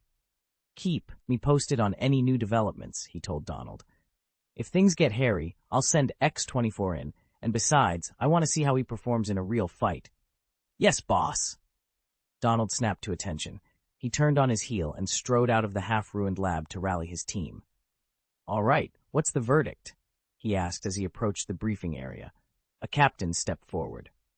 "Commander, our preliminary investigation points to experimental subject 757 as the culprit." Donald's eyes narrowed. 757? He's only a second-level mutant. How could he have done this much damage? He'd been directing the containment efforts from the start, so he knew exactly what had happened. The mutant children had broken loose in the lab, aided by a few of the nursing staff. Donald had immediately dispatched his men to lock down the facility and corral the kids in the cafeteria. Everything was under control, until a sudden volley of gunfire cut his team to silence. He was about to call in reinforcements when a blast went off, and the shockwave drove him and his squad into a hasty retreat. Lucian frowned at the report. If a low-level mutant like 7v7 could wreak that kind of havoc, they would need every asset, X-24 included, to regain control. Lucian skidded to a halt outside Director Hale's laboratory. Smoke curled from the shattered windows, and the acrid scent of gunpowder still hung in the air. He dared not linger. There was no question about returning to the scene of the blast. Inside the makeshift command post, Lieutenant Ramirez was briefing the assembled officers. "We've confirmed the target was experimental subject 757, she reported. Captain Biss, who was leading the retrieval, was killed in the line of duty. He wiped all the cameras and sensors on his approach, but our trace analysis team recovered footprints that lead straight to the canteen." She handed Lucian a datapad. "The bodies tell the rest of the story. A few were stabbed, but most died from precisely placed gunshot wounds. Whoever did this was a trained marksman." Donald Grayson, the unit's tactical officer, frowned. "A sharpshooter," he muttered, tapping the edge of his holster. "But 757 didn't have any projectile-based powers. He's a telepath with electromagnetic control, hardly the type to pick off people at distance." Lucian glanced at the datapad schematic of the blast site, then back at Ramirez. So where does that leave us? Nobody on the directorate staff has that level of precision. Ramirez shook her head. That's what we're trying to figure out. Donald exhaled, frustration clear in his voice. This isn't my department. If you want answers about mutant abilities, you'll have to take it up with Director Hale. Lucian stiffened at Donald's tone.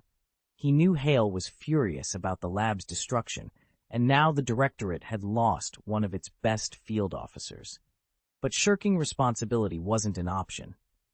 As the smoke settled outside, Lucian squared his shoulders.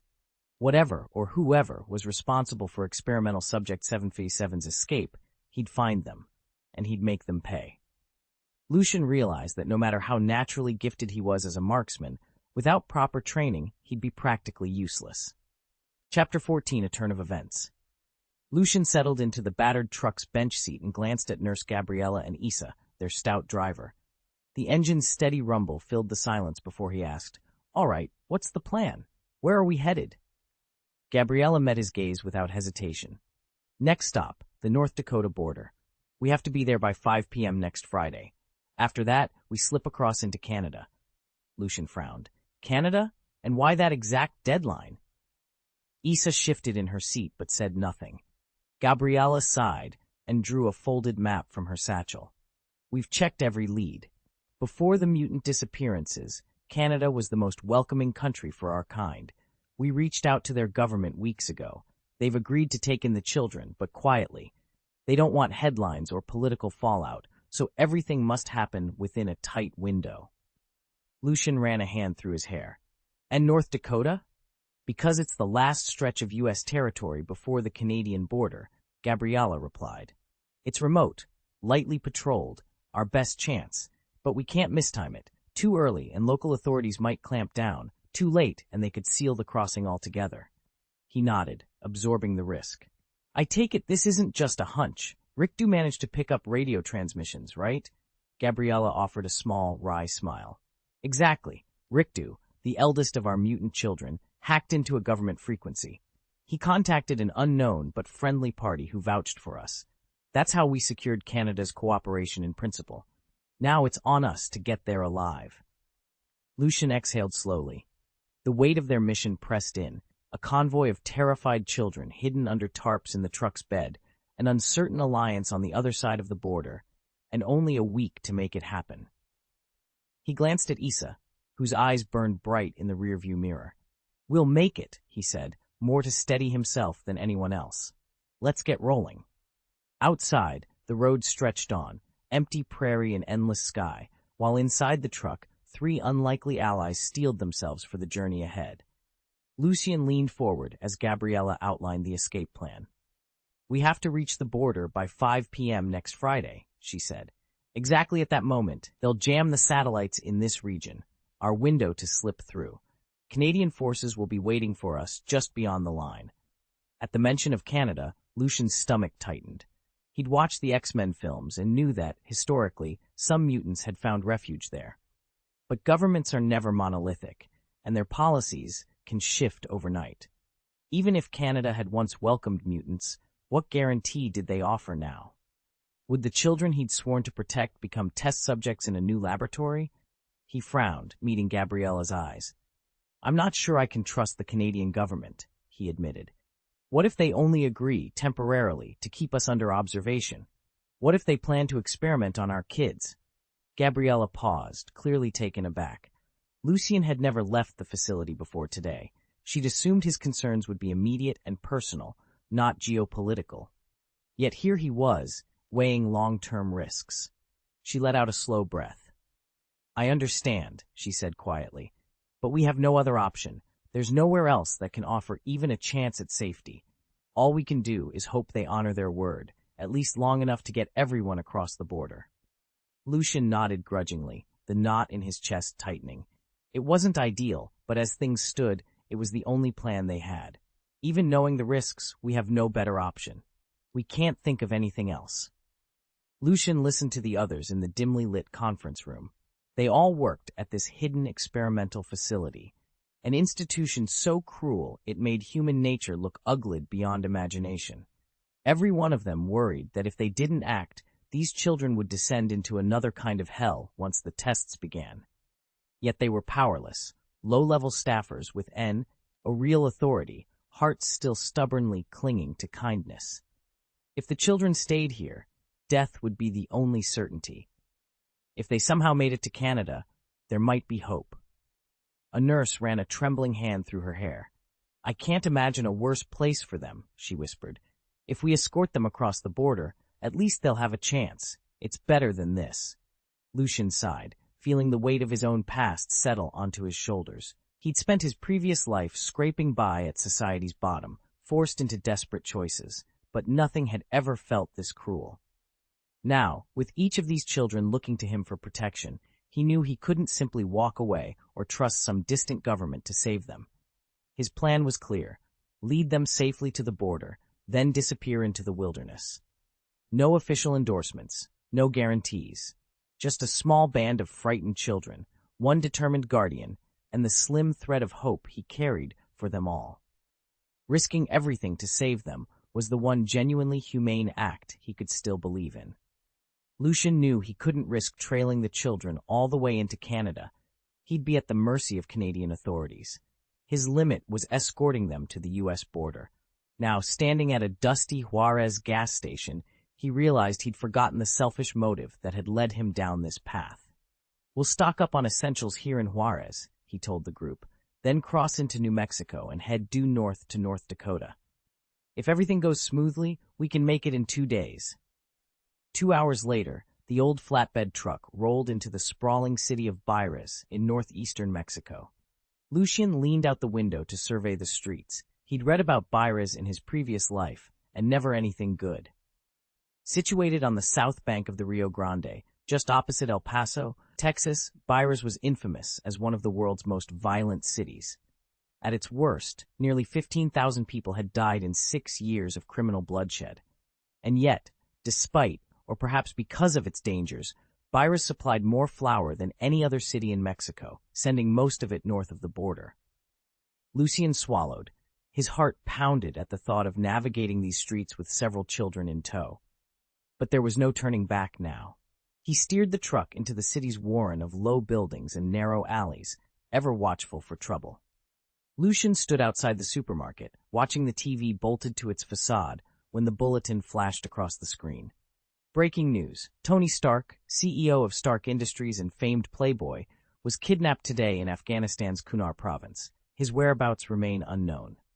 Gabriella and Isa were inside, browsing the aisles for groceries, but Lucian was riveted. His pulse quickened. He'd seen this story play out in countless Marvel movies, and everyone knew how it began, with the birth of Iron Man. A crooked smile tugged at Lucian's lips. In his previous life, he'd absorbed every detail of Stark's origin. Now, ideas swirled in his mind. He trusted Tony Stark far more than any faceless government agency. Sure, Stark could be arrogant and a notorious flirt, but deep down he had integrity, and genius on top of it. As one of America's most powerful capitalists, he answered to no one. If Stark refused to hand over his Iron Man armor, no government decree could force him to comply.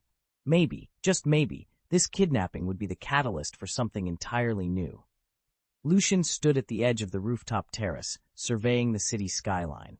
He thought of Professor Xavier's achievement, not just the power of the X-Men, but Xavier's family fortune, his deep pockets, and his connections among the world's elite.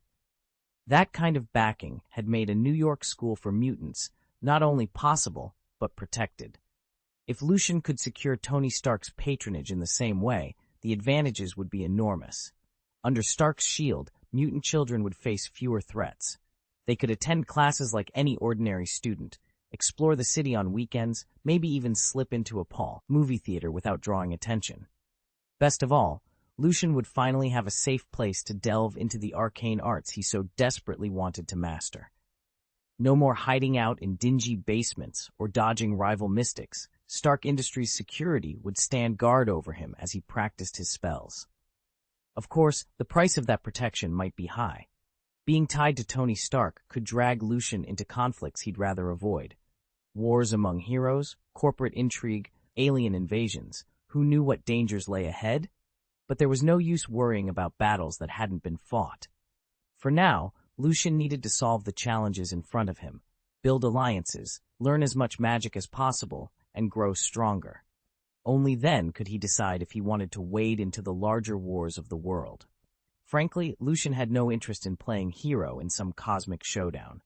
In the movies, Thanos might wipe out half the universe with a snap, and yet everyone would be brought back in the end. Why sign up for that chaos? It made far more sense to stay under the radar, secure Stark's protection, and devote himself entirely to the study of magic. That, he decided, was the path to true power and true freedom. This isn't the familiar movie universe, but some alternate Marvel reality full of mutants, and it feels like a ticking time bomb. A cataclysmic event could obliterate the planet at any moment, and there's no evacuation plan that can save everyone. If Earth is going down, the only person Lucian can rely on is himself. Maybe, if he intervenes at the right moment, he can steer history onto a safer course, for the planet and for himself. Sooner or later, he'll have to make contact with the superhumans, but before that, he needs a way in. His mind turns immediately to Tony Stark. If Lucian can rescue the world's most powerful and wealthiest inventor, Stark will owe him a debt he can call in later. But how? A life-saving favor is the surest way to earn true loyalty, yet Lucian is alone, with only his own modest abilities to rely on. He doesn't even know precisely where Stark is being held, only that he's rumored to be trapped in a cave somewhere in the desert, a remote cave with no clear escape routes. Lucian presses his fingers against his chin, weighing the risk. He has to figure out a plan, fast, before whatever disaster looms consumes them all. Chapter 15. Searching for Wolverine. The truck rumbled back to life. Lucian glanced at Gabriella. "Can I borrow your cell phone?" She nodded, reached into her pocket, and handed it over. Before he could figure out how to rescue Tony Stark, Lucian needed a quick briefing on this world's history and current affairs, and a smartphone was the fastest way. He spent the next hour poring over news archives and Wikipedia entries. The landscape outside grew more arid as they crossed into Mexico, and dusk began to settle. Finally, Lucian handed the phone back. "All right, here's the gist. This universe's timeline isn't all that different from the movies, except mutants are much more visible. They went public in 1973 when Mystique assassinated, then surprisingly contained, the Trask Institute director. After that, she became a symbol for mutant kind, and humanity started to accept mutants as a reality." Gabriella steered through the checkpoint lights and glanced at him. "Okay, but what about Wolverine?" Lucian leaned forward, eyes bright with determination. "That's our next step. Now that we know how mutants rose to prominence, we can follow the trails, rumors, sightings, underground networks. Somewhere along those paths, we'll find Logan." He pocketed the phone, already planning their next move. The hunt for Wolverine had begun. In 1977, Pietro Maximoff, better known as Quicksilver, shattered 8 separate world records in one fell swoop. The shockwave rippled through the sports world, and before long, every major league banned mutants from their competitions. Lucian frowned as he read this. In the Marvel films, Pietro and his sister Wanda aren't born until 1990. Right away he realized that reality, or at least the comics version of it, couldn't be trusted to follow the movie timelines. Not long afterward, the X-Men sprang into the public eye as a full-blown superhero organization, and publishers flooded the market with expanded universe titles. The slim volume Little Wolf Girl and Her Friends were pouring over was one of those spin-offs. Ostensibly, it drew on true X-Men history, but it mixed in so much legend, like the tale of a mutant Garden of Eden, life that Lucian found himself doubting every page. According to this issue, 1983 was marked by 2 cataclysms. First came the Apocalypse incident, which nearly tore the mutant world apart. Then, scarcely had the dust settled, the Westchester disaster struck. Professor Charles Xavier suffered a sudden, catastrophic seizure. His telepathy ran wild, and in minutes he annihilated every X-Man and mutant student on the grounds, except for Logan, the lone survivor, and slaughtered more than 600 innocent civilians in the surrounding area. As Lucian closed the comic, he realized that whatever lay ahead would be nothing like the neat, self-contained stories he'd seen on screen. In the uncertain years to come, Even the most authoritative accounts might turn out to be little more than half-truths and tall tales. Since the government branded Professor X a weapon of mass destruction and put him on its most wanted list, mutants began to vanish. 20 years later, the world had all but forgotten they ever existed. To most people, and certainly to the post-80s generations, mutants were nothing more than comic book legends. Across the globe, official records quietly glossed over any history of powered individuals, as if to emphasize that humanity's true protectors were its institutions, not self-styled superheroes. Before 1973, reports of mutants were virtually unheard of. That was the era when Steve Rogers first became Captain America through the super soldier serum and single-handedly defeated Hydra. At the time, Logan and Sabretooth were just two unremarkable soldiers. Charles Xavier and Eric Lensher were still boys, and the Hellfire Club operated in the shadows. Have you ever thought about looking for Wolverine or Professor X? Lucian paused at the question. A rough plan was already forming in his mind. History in this universe diverged from what he remembered in many ways, but certain truths remained unchanged, and he intended to find them. Lucian leaned back in his chair, running through the mission plan for the umpteenth time. He knew they couldn't rely solely on hard intelligence, documents, intercepted calls, street sightings, but he also couldn't afford to discard any advantage. Everything pointed to Obadiah Stane as the architect of Tony Stark's abduction. Stane's goal was obvious: eliminate Tony and take over Stark Industries for himself. Yet every lead stalled just short of revealing the Ten Rings location, and Lucian's own telepathic reach wasn't enough to breach Stane's guarded mind. They needed Charles Xavier. Xavier's epilepsy made his condition unpredictable. He drifted in and out of control when a seizure hit, but recent medications had stabilized him remarkably. Now he stayed lucid most of the time, capable of simple telepathy and memory searches. After all, he still sent messages to the Wolf Maiden from halfway around the globe without issue. If Xavier could catch even a fragment of Stane's thoughts, they'd know exactly where Tony was being held. With Xavier on point, the rest of the team had a straightforward job. Wolverine would serve as the muscle. Logan might be older, but when he got serious, nobody could stop him. And thanks to Gabriella's daring escape with a stash of experimental mutagenic enhancers, Logan's strength would be closer to his prime than to a retired brawler's. Lucian pictured the raid, Xavier hovering just inside the compound's perimeter, reading Stane's residual memories. Wolverine charging through reinforced doors like a living battering ram, and Lucian himself coordinating their movements from the comms van, ready to adapt if anything went sideways. They'd have one shot to free Tony Stark before Stane realized Xavier was probing his mind. All the pieces were in place. Now it was a matter of execution. Lucian touched his headset, signaled the team to move out, and let the plan spring into action. What matters most is that those two operatives have extensive experience planning and carrying out missions, something Gabriella, these mutant children, and I utterly lack. In truth, I'm as lost in this country as she is, if not more so. We've tried to find them, Gabriella admitted with a frustrated shake of her head. All we've heard is a rumor about someone resembling Wolverine working as a truck driver in El Paso, nothing else. And Professor Xavier, he's a wanted man. He couldn't risk helping us. I nodded. In many ways she was right. Wolverine and his allies are in serious trouble, and we have no solid leads. But I think I have a plan, I said, meeting her eyes. If it succeeds, the kids won't ever have to be controlled by anyone again. They could live like ordinary people. Without holding anything back, I laid out every detail of my scheme. The idea was straightforward. If Gabriella gave me the go-ahead, I'd invest all the time and resources needed to make it work, an investment in their future freedom. If she refused, I'd drop it. I'm not here to force anyone's hand.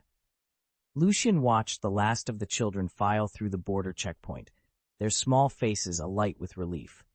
Once they were safely in Canadian custody, he'd slip away alone to New York, where the real danger waited, and where Tony Stark was being held. Sending the youngsters north wasn't a perfect solution. Canada's bureaucracy was as daunting as it was distant, but it was the best shot they had at keeping the children alive. Gabriella's dark eyes tracked his every movement. As a Mexican who'd grown up in Juarez, She knew better than most how little faith one could place in any government, Canadian agencies included. Yet Lucian's plan was the only one on the table. If they failed to extract Stark within the agreed window, the children would be left stranded, potentially recaptured by the operatives at that clandestine research facility, and tortured, or worse. Even Wolverine and Professor X, their most reliable allies, would be stretched thin pulling off such a high-risk rescue. Sensing her hesitation, Lucian stepped closer. I've already reached out. Wolverine's on his way, and Professor X has cleared the channels with the Canadian authorities. Today's Saturday, 6 days until next Friday's deadline. That gives us enough time to breach the compound, free Tony, and, if all goes well, get out without tipping them off. Gabriella drew in a steadying breath. 6 days. Thank you, Lucian.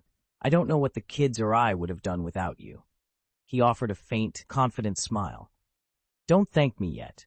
You focus on keeping them safe in Canada. I'll handle Stark. With that, he turned toward the waiting extraction team, resolve hardening in his chest. There was no turning back now. Lucian's extraordinary abilities and calm resolve meant he could have slipped through the lab's security and disappeared without a trace. Yet he refused to abandon his fellow test subjects. He believed the only way to give them a real shot at freedom was to stay and to find a way for all of them to live better lives. Gabriella frowned, still puzzled. But why won't you run when you can? He shrugged and offered her a gentle smile. No need. I'm just another guinea pig in this facility, the same as you. If anything, think of me as the older brother you never had. She studied him for a long moment, then Lucian added with a soft laugh. Although, according to the lab's records, I'm actually the youngest mutant here. Gabriella let out a surprised chuckle, and Lucian found himself grinning in return. After all, his body had existed for less than a year, making him, quite literally, the baby of the laboratory's experiments. Chapter 16. Dusk Wolf's Concerns. Before dawn broke over El Paso County, Texas, Lucian lay slumped in the driver's seat of his rented stretch luxury sedan, exhausted after his last fare of the night. A sudden clatter against the passenger door jerked him awake. What the hell? He muttered, rubbing sleep from his eyes. Swallowing a curse, he forced himself upright and yanked open the door. Under the dim glow of a street lamp, a group of ragged-looking men were prying at his wheels. He recognized them as the border smugglers who drifted into Texas from Mexico, always on the hunt for quick cash. If they got those rims off, his only source of income would vanish. Lucian slammed the door shut and stepped toward them. Back off, he warned, voice low and dangerous. The smugglers paused, sizing up the tall, lean driver, whose sharp gaze betrayed a man who'd seen too much. He needed this car. Money from these fares paid for the professor's medicines. Professor Charles, the one friend who'd never let Lucian down. He'd vowed to save every penny until he could buy a yacht and spirit Charles away to the open sea, far from illness and sorrow. Years of loss had worn Lucian hollow. He'd buried too many friends, watched too many dreams die. Now only one thing mattered, giving Charles a peaceful old age, a life beyond pain. He squared his shoulders and prepared to fight for it. Above them, the sky lightened. Lucian braced himself as the first rays of dawn slipped over the desert horizon, another day beginning, another battle to be won. If those thugs managed to strip the wheel, Lucian would not only be on the hook for a massive rental car bill, he'd also risk losing the steady job that depended on this truck. Hey, these are chrome-plated lug nuts. You'll ruin them if you keep this up. Back off, now. He planted his hand on the driver's side door and tried to reason with them, hoping to avoid violence. But when the gangsters saw him appear, they didn't flinch or run. Instead, one of them drew a pistol and fired. The bullet struck Lucian in the shoulder, but it wasn't enough to stop him. His suppressed healing factor, poisoned by traces of adamantium, could still handle a wound like this. Shaking off the blow, Lucian rose to his feet. His retractable claws slid free. Long, gleaming blades sliced the air as he sprang forward. He clipped the first assailant across the ribs, but age, fatigue, and the alloy's toxins had dulled his speed. Before he could follow up, the other 5 swarmed him. They pummeled him to the ground, raining fists and boots down until he curled into a protective ball, arms covering his head, desperately searching for an opening to claw his way back. From the safety of the cab, Gabriella watched the struggle unfold. Her voice trembled as she leaned out the window. Lucian, can he really still help us now? Lucian maneuvered the SUV off the highway onto a rutted backroad winding through El Paso County. 4 hours of dead ends and false trails had nearly drained the team's morale, until now. Up ahead, 3 roughnecks surrounded a collapsed figure on the cracked desert earth. He cut the engine and peered through the dusty windshield. Wolverine Logan lay on his side, jeans shredded, torso dark with fresh wounds. The thugs kicked him without mercy. Lucian's jaw tightened, but he managed a small, confident smile. Jane, sitting shotgun, whispered, "He looks beaten. Can he hang on?" Lucian met her gaze. "Don't sell him short. Logan's healing factor is legendary, and if we ever lock down a way to flush that adamantium poison from his system, he'll be unstoppable, just like Tianqi. Remember how Tianqi's lived centuries without aging? Logan's on that same level." He unstrapped 2 throwing daggers from his belt. "You all stay here. I'll handle this." With that, he exited the vehicle. Concentrating on his blades, he summoned his telekinetic gift. The daggers lifted and began to spin in the late afternoon light. Then, in a single fluid motion, he flicked his wrist. Each blade darted forward, slicing through the hot air and finding its mark at a thug's throat. Swish, brush, brush. Crimson arcs erupted as the attackers staggered back, hands flying to severed windpipes. In seconds, all 3 lay still, their bodies crumpled in the sand. Silence fell over the clearing. Lucian stowed his blood-tipped blades and strode calmly to Logan's side. He knelt and placed a steady hand on the mutant's shoulder. "Logan, we're here to get you out." Logan's head lifted slowly. Pain and defiance flickered in his eyes as he tested his strength against the desert ground. Lucian extended his free hand, ready to pull him to safety. Whatever came next, the long chase had led them here, face to face with one of the most formidable survivors on the planet. And now, the real journey could begin. Lucian watched in silence as Logan crouched beside his battered SUV, trying to refasten the wheel's lug nuts. The moment the last nut slipped from his glove, the tire wobbled, and Logan's wrench slipped free, clattering onto the asphalt. He let out a sharp grunt, rubbing his palm in surprise. "Here, let me help," Lucian said, stepping forward. He offered a steadying hand. "You okay, Logan?" Logan blinked up at him. "You've got the wrong guy," he replied, curiosity edging out his pain. "I'm not, Logan," he added with a wry shake of the head. But he didn't move away, simply gathering himself against the fender. "My name's Lucian," the young man said. He reached out again, and this time, the scattered lug nuts rose from the ground, hovering in a neat line before dropping back into Lucian's palm. With a practiced twist of his wrists, he threaded them back onto the wheel studs. In seconds, the tire was snugged into place. "I'm a mutant," he explained, snapping the last nut tight.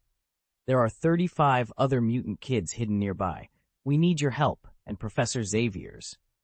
Logan's expression hardened. He ran a hand through his hair, as if brushing aside an old, painful memory. "Mutants have vanished," he said quietly. "No more X-Men, no Professor Xavier, no Logan."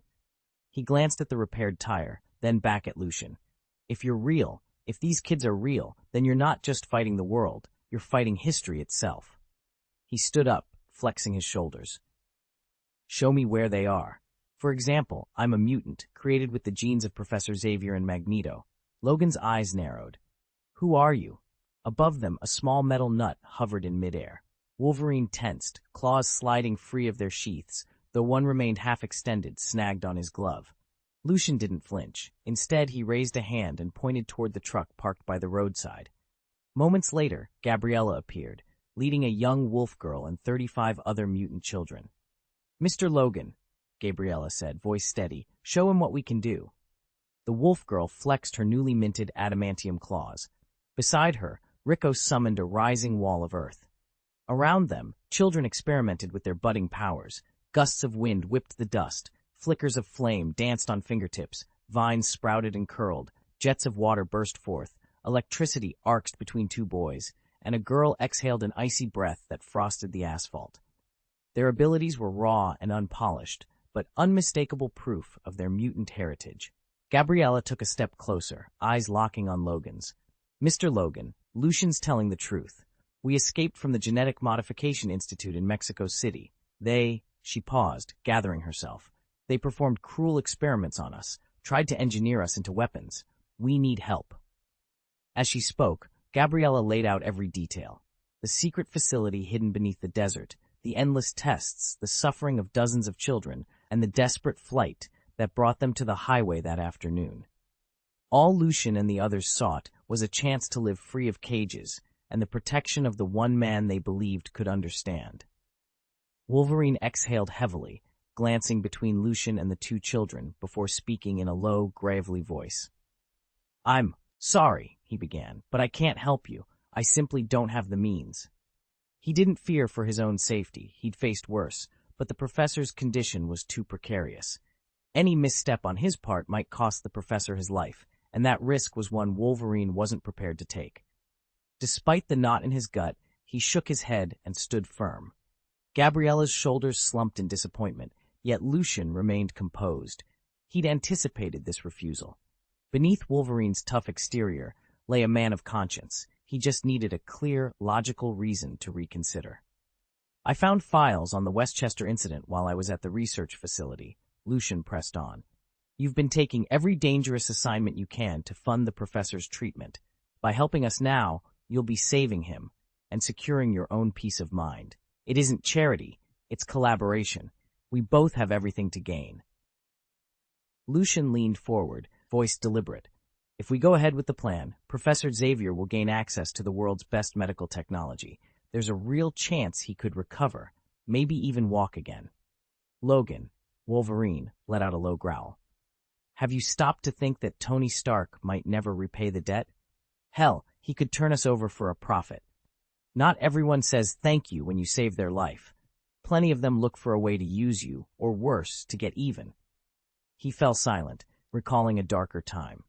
"I found that out the hard way in World War II. I pulled an Allied officer out of a firefight, saved his life. Decades later, when he was close to death, he tried to kill me. Figured if he could take my healing ability, he'd cheat death himself." Logan's claws retracted back into his knuckles. Trust is a hell of a gamble. Chapter 17, Border Factory. Lucian sat beside Wolverine in the parked SUV, watching the grizzled mutant scan the dark horizon. When Wolverine finally spoke, Lucian felt no fear, only a quiet confidence. If Wolverine had already considered this angle, it meant Lucian's plan was on track. Under his rough exterior, Wolverine genuinely wanted to help. "What do you know about Tony Stark?" Wolverine rumbled. "We'll meet him first and judge for ourselves. If he turns out to be untrustworthy, you can still walk away with a tidy sum, and you can use that money to give the professor a better life. No one gets hurt, no loose ends. You understand?" Lucian nodded. "I need to think it over," he replied evenly.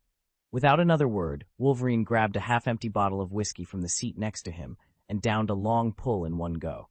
He closed his eyes, let the burn settle, and stared into the night for several moments before answering. "All right," Wolverine finally said. "I'll help you. But on one condition. You leave the professor behind. His powers are too unstable.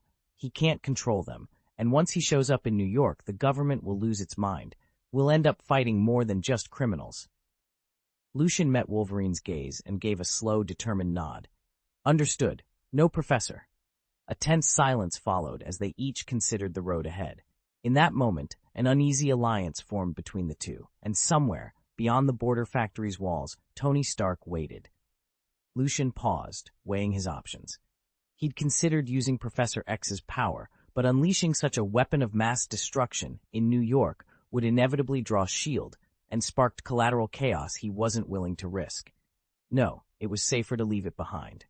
Besides, under the promise of severe torture, Obadiah would talk. He'd give up Tony Stark's location sooner than die. That was all Lucian needed. And with Xavier's mobility limited, it made far more sense for just him and Wolverine to handle the extraction. "Let's get out of here," Lucian said, glancing toward the street. "Those thugs just opened fire. Police will be on us any second." Gabriella let out a long breath of relief and crouched beside the fallen gangsters, checking they were truly unconscious. Logan, claws retracted, knelt by the humming hovercraft's controls, ready to power up the engines. Within moments, they'd be gone, leaving nondescript bodies, burning tires, and the distant wail of sirens behind them. "Don't worry," Lucian said, glancing over his shoulder. "The gunfire will keep the police off our trail for a while longer." Wolverine nodded. "Good. They've earned themselves a little breathing room." Lucian crouched beside the damaged vehicle, hands moving in a precise, practiced sequence. Restore.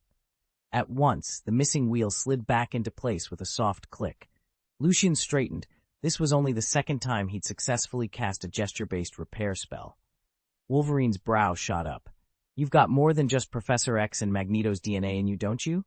Lucian shrugged, a wry smile tugging at his lips. "Honestly, I haven't the foggiest how many genetic strands they spliced into me." Wolverine fell silent for a moment, eyes distant. "Your situation, it reminds me of an old friend. Used to talk a mile a minute until they overloaded him with mutant genes and literally sealed his mouth shut." A shadow passed over Logan's face. "It's a pity he's gone." Lucian gave him a friendly pat on the shoulder. "Old friends move on, new ones come along. Life goes on. Don't let it weigh you down." Logan offered a small, reluctant grin. "I'll try." Together, they climbed back into the car and prepared to press on. Lucian had long been haunted by the same question. Has this Wolverine already lived through a fractured future? Does he carry the memories of two distinct timelines, or is this universe strictly linear? In X-Men Days of Future Past, altering the past reshapes the present. In the Marvel Cinematic Universe, it spawns a branching timeline, leaving the original untouched. Lucian dared not ask such a complicated question, at least not until he'd earned Wolverine's trust. Wolverine glanced at him, one eyebrow raised. "You might just have a bit of Professor Xavier's curiosity in you," he said with a half-smile. When the limo's engine sputtered back to life, Wolverine slid into the driver's seat of the stretched luxury sedan to lead the convoy. Isha took the wheel of a heavy-duty truck, and Lucian climbed aboard with the children in a third vehicle tailing close behind. Together, they drove straight toward the border. "The professor's situation is delicate," Wolverine explained as they left the highway and drove across rusting tracks. "I've hidden him in a border territory that's basically deserted." They passed a hulking complex of crumbling brick and corroded smokestacks.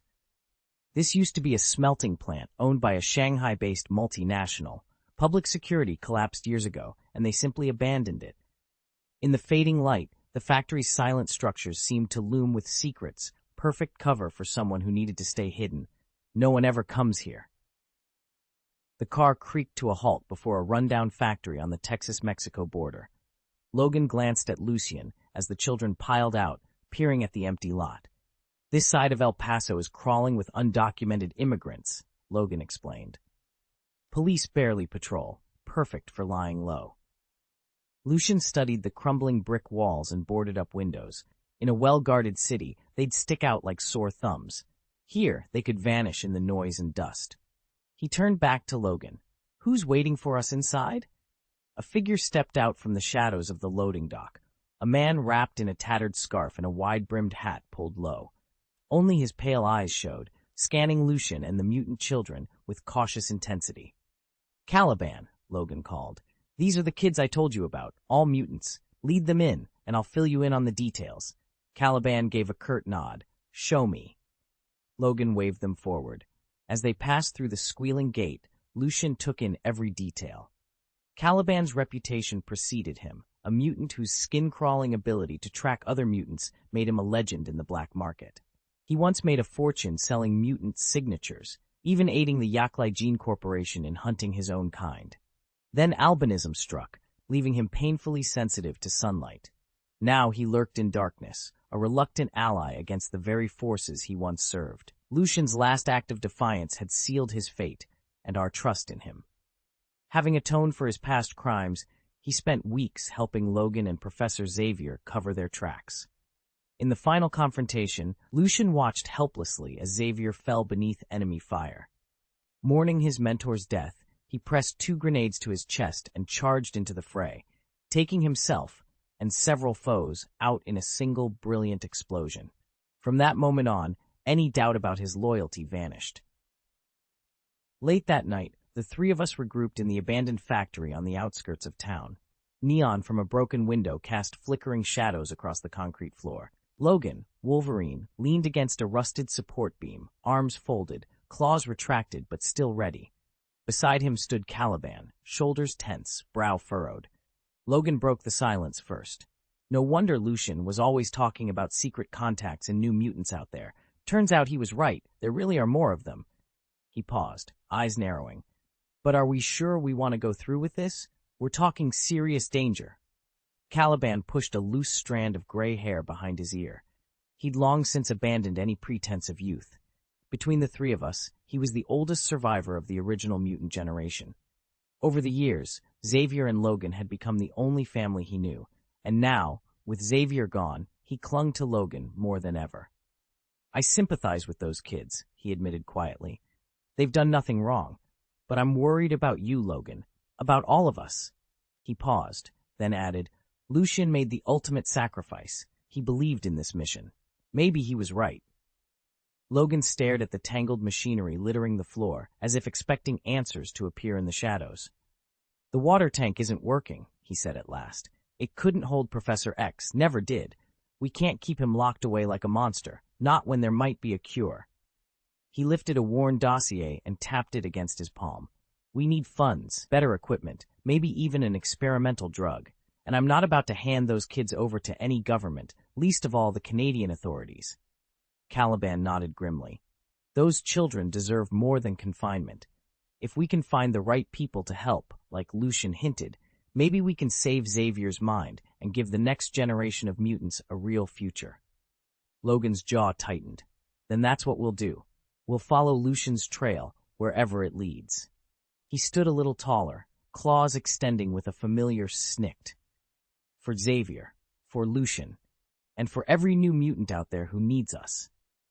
In the dim light of that empty factory, the two of them, brothers in arms, sealed their pact.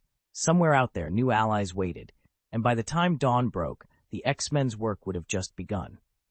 There are no decent people in the human government, Wolverine growled, tossing a small bag of medicines and a credit card to Caliban. These pills will keep the professor stable for a month, he explained. And this card holds every cent I've saved over the years. My original plan was to buy a yacht so you and the professor could live at sea. But if something goes wrong and I don't make it back, I'm counting on you to look after him. Caliban caught the bag and the card, glanced down at them, and let out a slow breath. After a moment of silence, he managed a wry smile. You know I can't talk you out of this, but if you don't return, I'm not sticking around to care for that stubborn old man by myself. I'll take the money and disappear. At once, Wolverine's lips curled into a rare, genuine smile. You wouldn't. That's exactly why you gave me all your savings to begin with. Caliban shook his head, half amused, half exasperated. He reached into the bag, pulled out a bottle of pills, and handed it back to Wolverine. Now it's your turn to give out these meds. I've been up all night. Wolverine caught the bottle, rolled his eyes, and chuckled. Gee, thanks for nothing. Chapter 18, Encirclement and Counterattack. Lucian stared in disbelief as Wolverine dragged a man from the shattered water tank. Could this really be the legendary Professor Charles Xavier? He looked far younger than his portrayal in the films. After all, the X-Men movie takes place in 2029, when Xavier is nearly 97. Yet here it was 2009, and he seemed barely past 50. Magic, it seemed, had altered more than just time. But what if even the most advanced medical science couldn't heal him? Someday, Lucian resolved, when he arrived at Hogwarts, he would devote himself to healing magic above all else. He'd master every restorative charm and potion, ensuring no one, least of all Professor Xavier, would suffer from wounds beyond modern medicine's reach. Lucian had read Xavier's dossier. He was the world's most powerful telepath. With mere thought, he could probe memories, steal secrets, or bend someone's will to his own. He could shatter minds or coax them back from the brink of death. And if someone ever combined Xavier's gift with a brainwave amplifier like Cerebro, well, the consequences would be nothing short of catastrophic. As these thoughts raced through Lucian's mind, Xavier's voice cut through the mechanical hiss around them. New species, new mutants. Okay, Logan. You must help them. They need you. Xavier's voice was hoarse but insistent. He reached out and gripped Wolverine's gloved hand with surprising strength. Listen, Logan, he said, you've been through hell. But you're not alone. You have a new family now. Don't give up on yourself. Everything will get better. Wolverine's adamantium claws hovered without extending, eyes fixed on the professor. Xavier leaned in closer, determination etched on his face. "Promise me one thing," he murmured. "Promise me you won't give up." Logan's stormy gaze softened. After a long silence, he nodded. "I promise, Professor." As Wolverine and Xavier steadied themselves against the encroaching threat, Lucian closed his notebook, his decision firm. He would learn every healing spell in existence, because if Professor Xavier were to fall, the world would lose its greatest protector. "They need your guidance just as much as we once did." Wolverine's eyes hardened with renewed resolve, the fierce warrior within him stirring to life. Lucian stepped forward. "There's no time to waste. The operatives at that experimental facility won't let us leave unchallenged, and we can't linger here any longer. We'll split into 2 teams. Logan and I will head to New York to find a way to rescue Tony Stark. Professor, Caliban, Gabriella, Isa, take the children and move to the North Dakota border. Wait there for our signal." He paused, glancing at Caliban. "Be alert. The base has created a clone of Logan, and we don't know how many more surprises they have in store. Caliban, watch for any mutant activity. If you sense new mutants approaching, pull everyone back immediately." "A Logan clone?" Caliban's eyes narrowed as he studied the horizon. Then he pointed.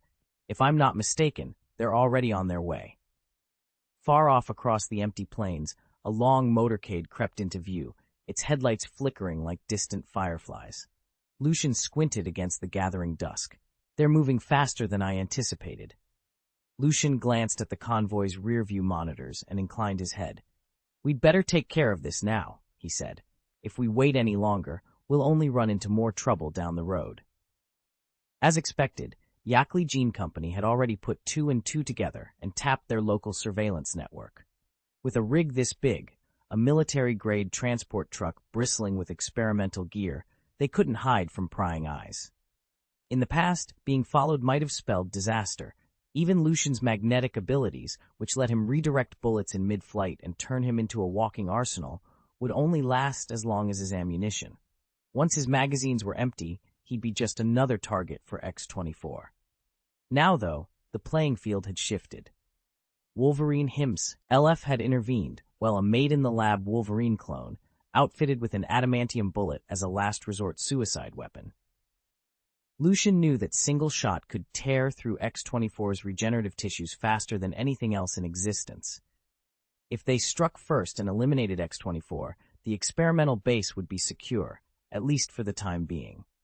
Manufacturing a new Wolverine knockoff would take months, if not longer. That meant when they moved on to rescue Tony Stark, they wouldn't have to look over their shoulders, worrying about stray bullets or cloned berserkers stalking the compound. And if the opportunity presented itself to take down Xander Rice himself, well, Lucian dared to entertain that thought. But one crisis at a time. First, they'd make sure the path ahead was clear, and that started with making X-24 bite the dust. "I have a plan." Lucian turned to Wolverine and outlined his strategy without hesitation. From the nearby armed jeep, Commander Donald's voice crackled over the intercom. "In 5 minutes, we'll seal off the entire factory. No one gets in or out. If there's any unusual movement, eliminate the target on sight. Under no circumstances let experimental subject 7567 escape." Donald obeyed his superior's orders to the letter. He tapped into every channel he had, and within minutes, picked up the trail of the large transport truck. His intelligence also confirmed what he'd feared. The escaped mutants had linked up with Wolverine, who'd been lying low in El Paso. Indeed, their superiors already knew about Wolverine and Professor X's last known location. They'd chosen not to hunt them down immediately. Better to watch them struggle than to silence them right away. But now that a group of runaway mutant children was entangled with Wolverine and the Professor, the situation had grown too messy. So with headquarters' blessing, they deployed X-24 as a contingency, a living weapon ready to deal with anyone foolish enough to stand in their way. Lucian's lips curled into a wry smile as he surveyed the convoy. His old friend and rival, Donald, stood at the forefront, arms folded, sunglasses perched just so, while behind him, more than 20 armored transports ringed the crumbling factory. Inside each hulking vehicle were heavily armed men in body armor, rifles at the ready.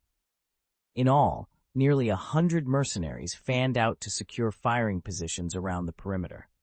Their boss had planned to witness X-24's combat debut in person, but a lingering injury from the last laboratory explosion, and a nagging doubt about Operative No.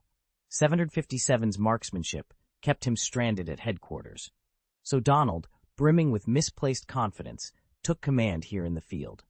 100 yards from the factory entrance, a bus-sized armored truck hunkered down, a lone sniper crouched on its roof, vigilantly scanning the scene through his scope. Inside that steel shell lay X-24, the organization's ultimate killing machine, waiting for the signal.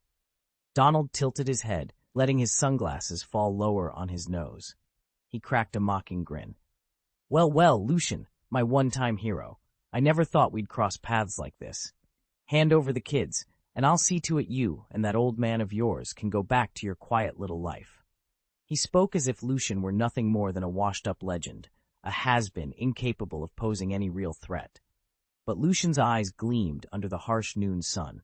He might stand alone in the doorway of that dilapidated factory, but he wasn't undefended, and he certainly wasn't finished fighting. Lucian leaned forward, arms crossed, and gave a polite bow. I'm sorry, sir, but I don't know what you mean. This is private property. You'll have to leave. Donald's lips curled into a cold smile as he studied the man before him. Wolverine, the factory's head of security. He could see Wolverine's eyes flicker with impatience, could almost hear the whir of claws unsheathing.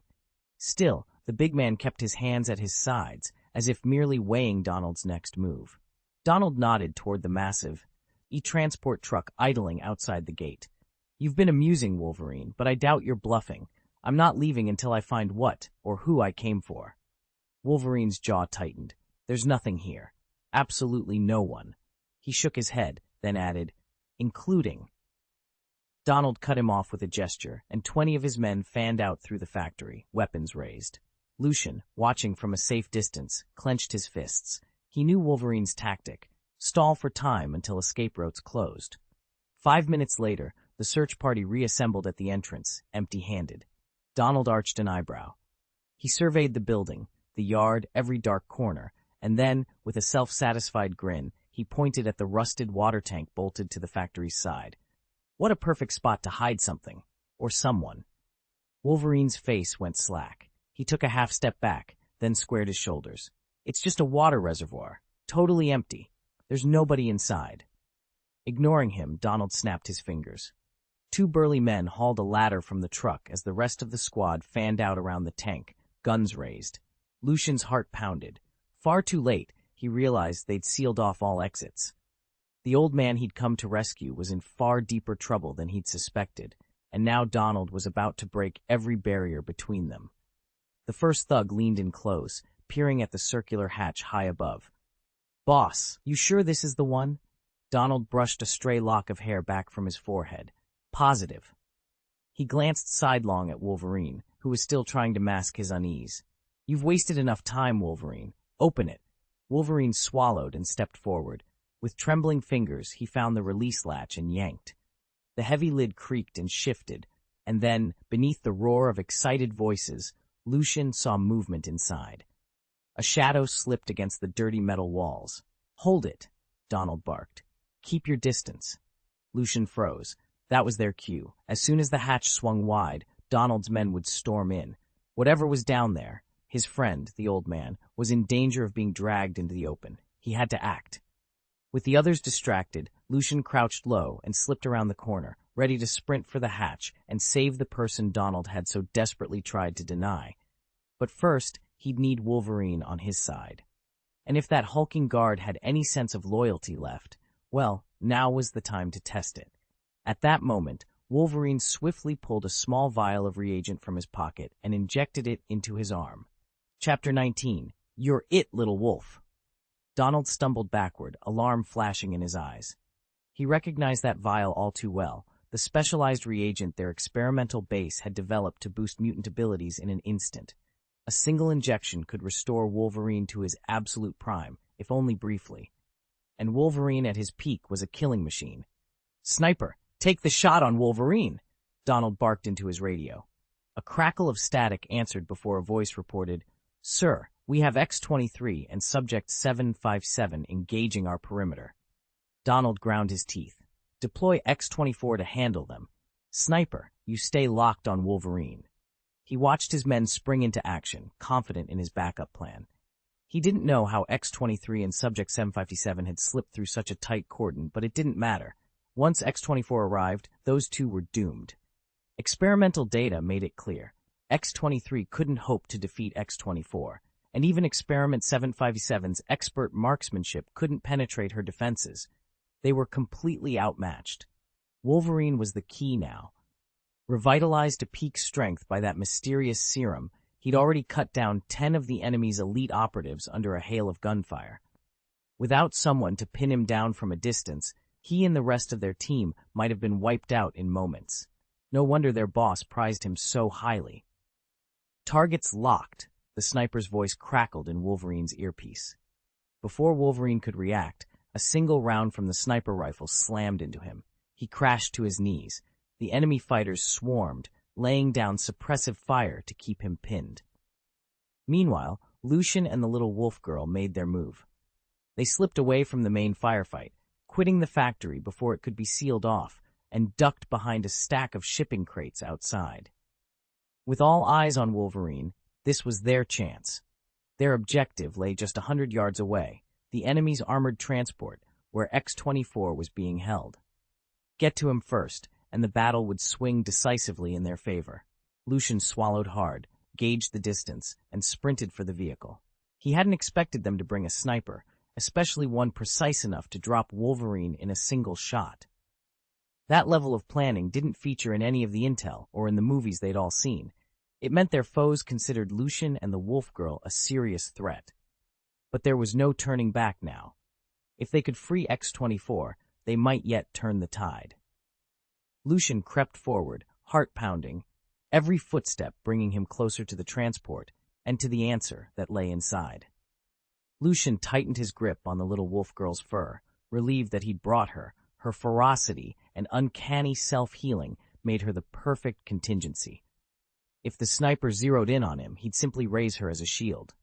Thanks to her regenerative gift, even a rifle round wouldn't kill her outright. It felt brutal, but this was no time for sentiment. One misstep, and it wasn't just Lucian who'd die, but over 30 mutant children he'd sworn to protect. She was too small to cover his entire frame, so he positioned her before his chest, leaving his legs free to dart and weave. With wizard's blood coursing through him, minor wounds wouldn't slow him. And as he closed the 50-meter gap, his latent magic began to hum around him. He couldn't yet bend a bullet's trajectory, but he could make the sniper's hands tremble, throw off that lethal aim. Against all odds, the balance had shifted in their favor.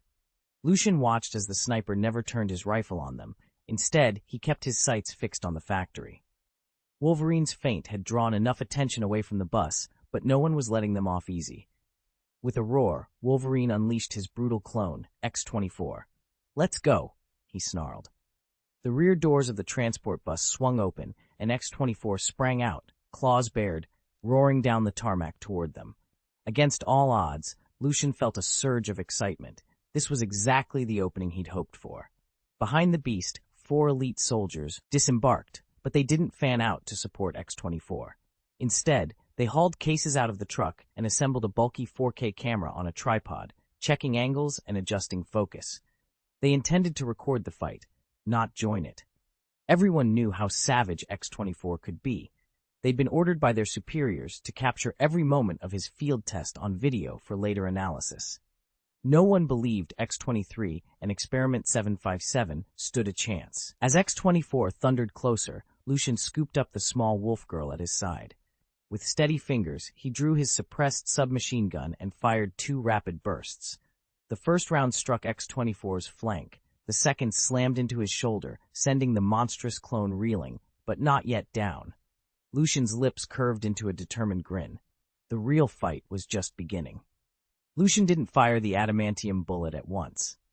If he'd taken out X-24 immediately, the hidden sniper would have reacted, and the other operatives would have swarmed him. He couldn't risk being pinned down. Unless absolutely necessary, he was determined not to use the wolf girl as a human shield. So he stayed low, closed the distance while X-24's guard was down, and waited for the perfect shot. When he was within his effective range, Lucian steadied his breath and squeezed the trigger. Bang! Bang! The 2 rounds hurtled toward X-24's face. They weren't lethal shots, but they would blind him long enough to turn the tables. X-24 raised an arm to block, but at the last moment, the bullets curved around his defense and struck both eyes squarely. There was a sickening crack as his left eyeball burst, followed by a pained howl. Even with his healing factor, the searing agony of blindness would buy Lucian precious seconds. "It's you next, little wolf girl," Lucian muttered. Before X-24 could recover, Lucian grabbed the trembling girl and hurled her clear across the concrete floor with all his strength. "Take out that sniper." The young wolf girl sprang over X-24's broad shoulders, landed in a tactical roll, and leapt to her feet. Without hesitation, she charged toward the elevated bus, where a lone sniper and 4 soldiers waited. By now, X-24's severed eye had fully regenerated. In one fluid motion, he lunged forward, his adamantium claw snatching Lucian's shoulder before Lucian even realized what was happening. Lucian stumbled back, struggling for purchase on his submachine gun, until X-24's other claw sheared it clean in 2. The hulking brute's remaining talon then dove for Lucian's neck. A breath escaped Lucian's lips as he tapped into his mutant gift. Pushing every ounce of will into his power, he generated a magnetic pulse that lashed at X-24's metal-reinforced arm. He might not be Magneto, but even a few dozen kilos worth of magnetic force was enough to wrench X-24 off balance. The mutant's arm froze mid-swipe, granting Lucian the precious seconds he needed. He darted around X-24's flank and sprinted toward the bus. Furious at being bested, X-24 tore after him with an earth-shaking roar. Lucian kept low and veered away, refusing to meet that onslaught head-on. His gaze never strayed from the target, hiding behind the bus's armored glass. Lucian knew he couldn't defeat X-24 in a straight-up fight. Instead, he relied on his fledgling magnetic abilities, twisting and tugging at X-24's limbs to throw him off balance, all the while deftly evading each brutal strike. Inch by inch, he edged closer to the overturned bus. His powers were still raw. Before discovering his wizard bloodline, he could only generate 10 kilograms of magnetic force. That limit had since risen to a few dozen kilos, but it was nowhere near his true potential. Rumor held that with full mastery he could control 100 kilograms, or even several hundred after years of training. At that level, he could hoist X-24 into the air at will or finish him with a single stun spell. Someday, that would be the easy way out. Today, however, he had no choice but to exploit every ounce of control he possessed, keep X-24 off balance, and press on toward the bus. Chapter 20. While Lucian wove awkwardly between X-24's snapping claws, edging closer to the parked bus, the little wolf girl was already barreling toward it. The 4 soldiers assigned to film the operation spotted her charge and immediately leveled their submachine guns. Slim and lithe, she moved with uncanny agility, flipping and twisting like a wild wolf, dodging most of the bullets aimed at her vital areas.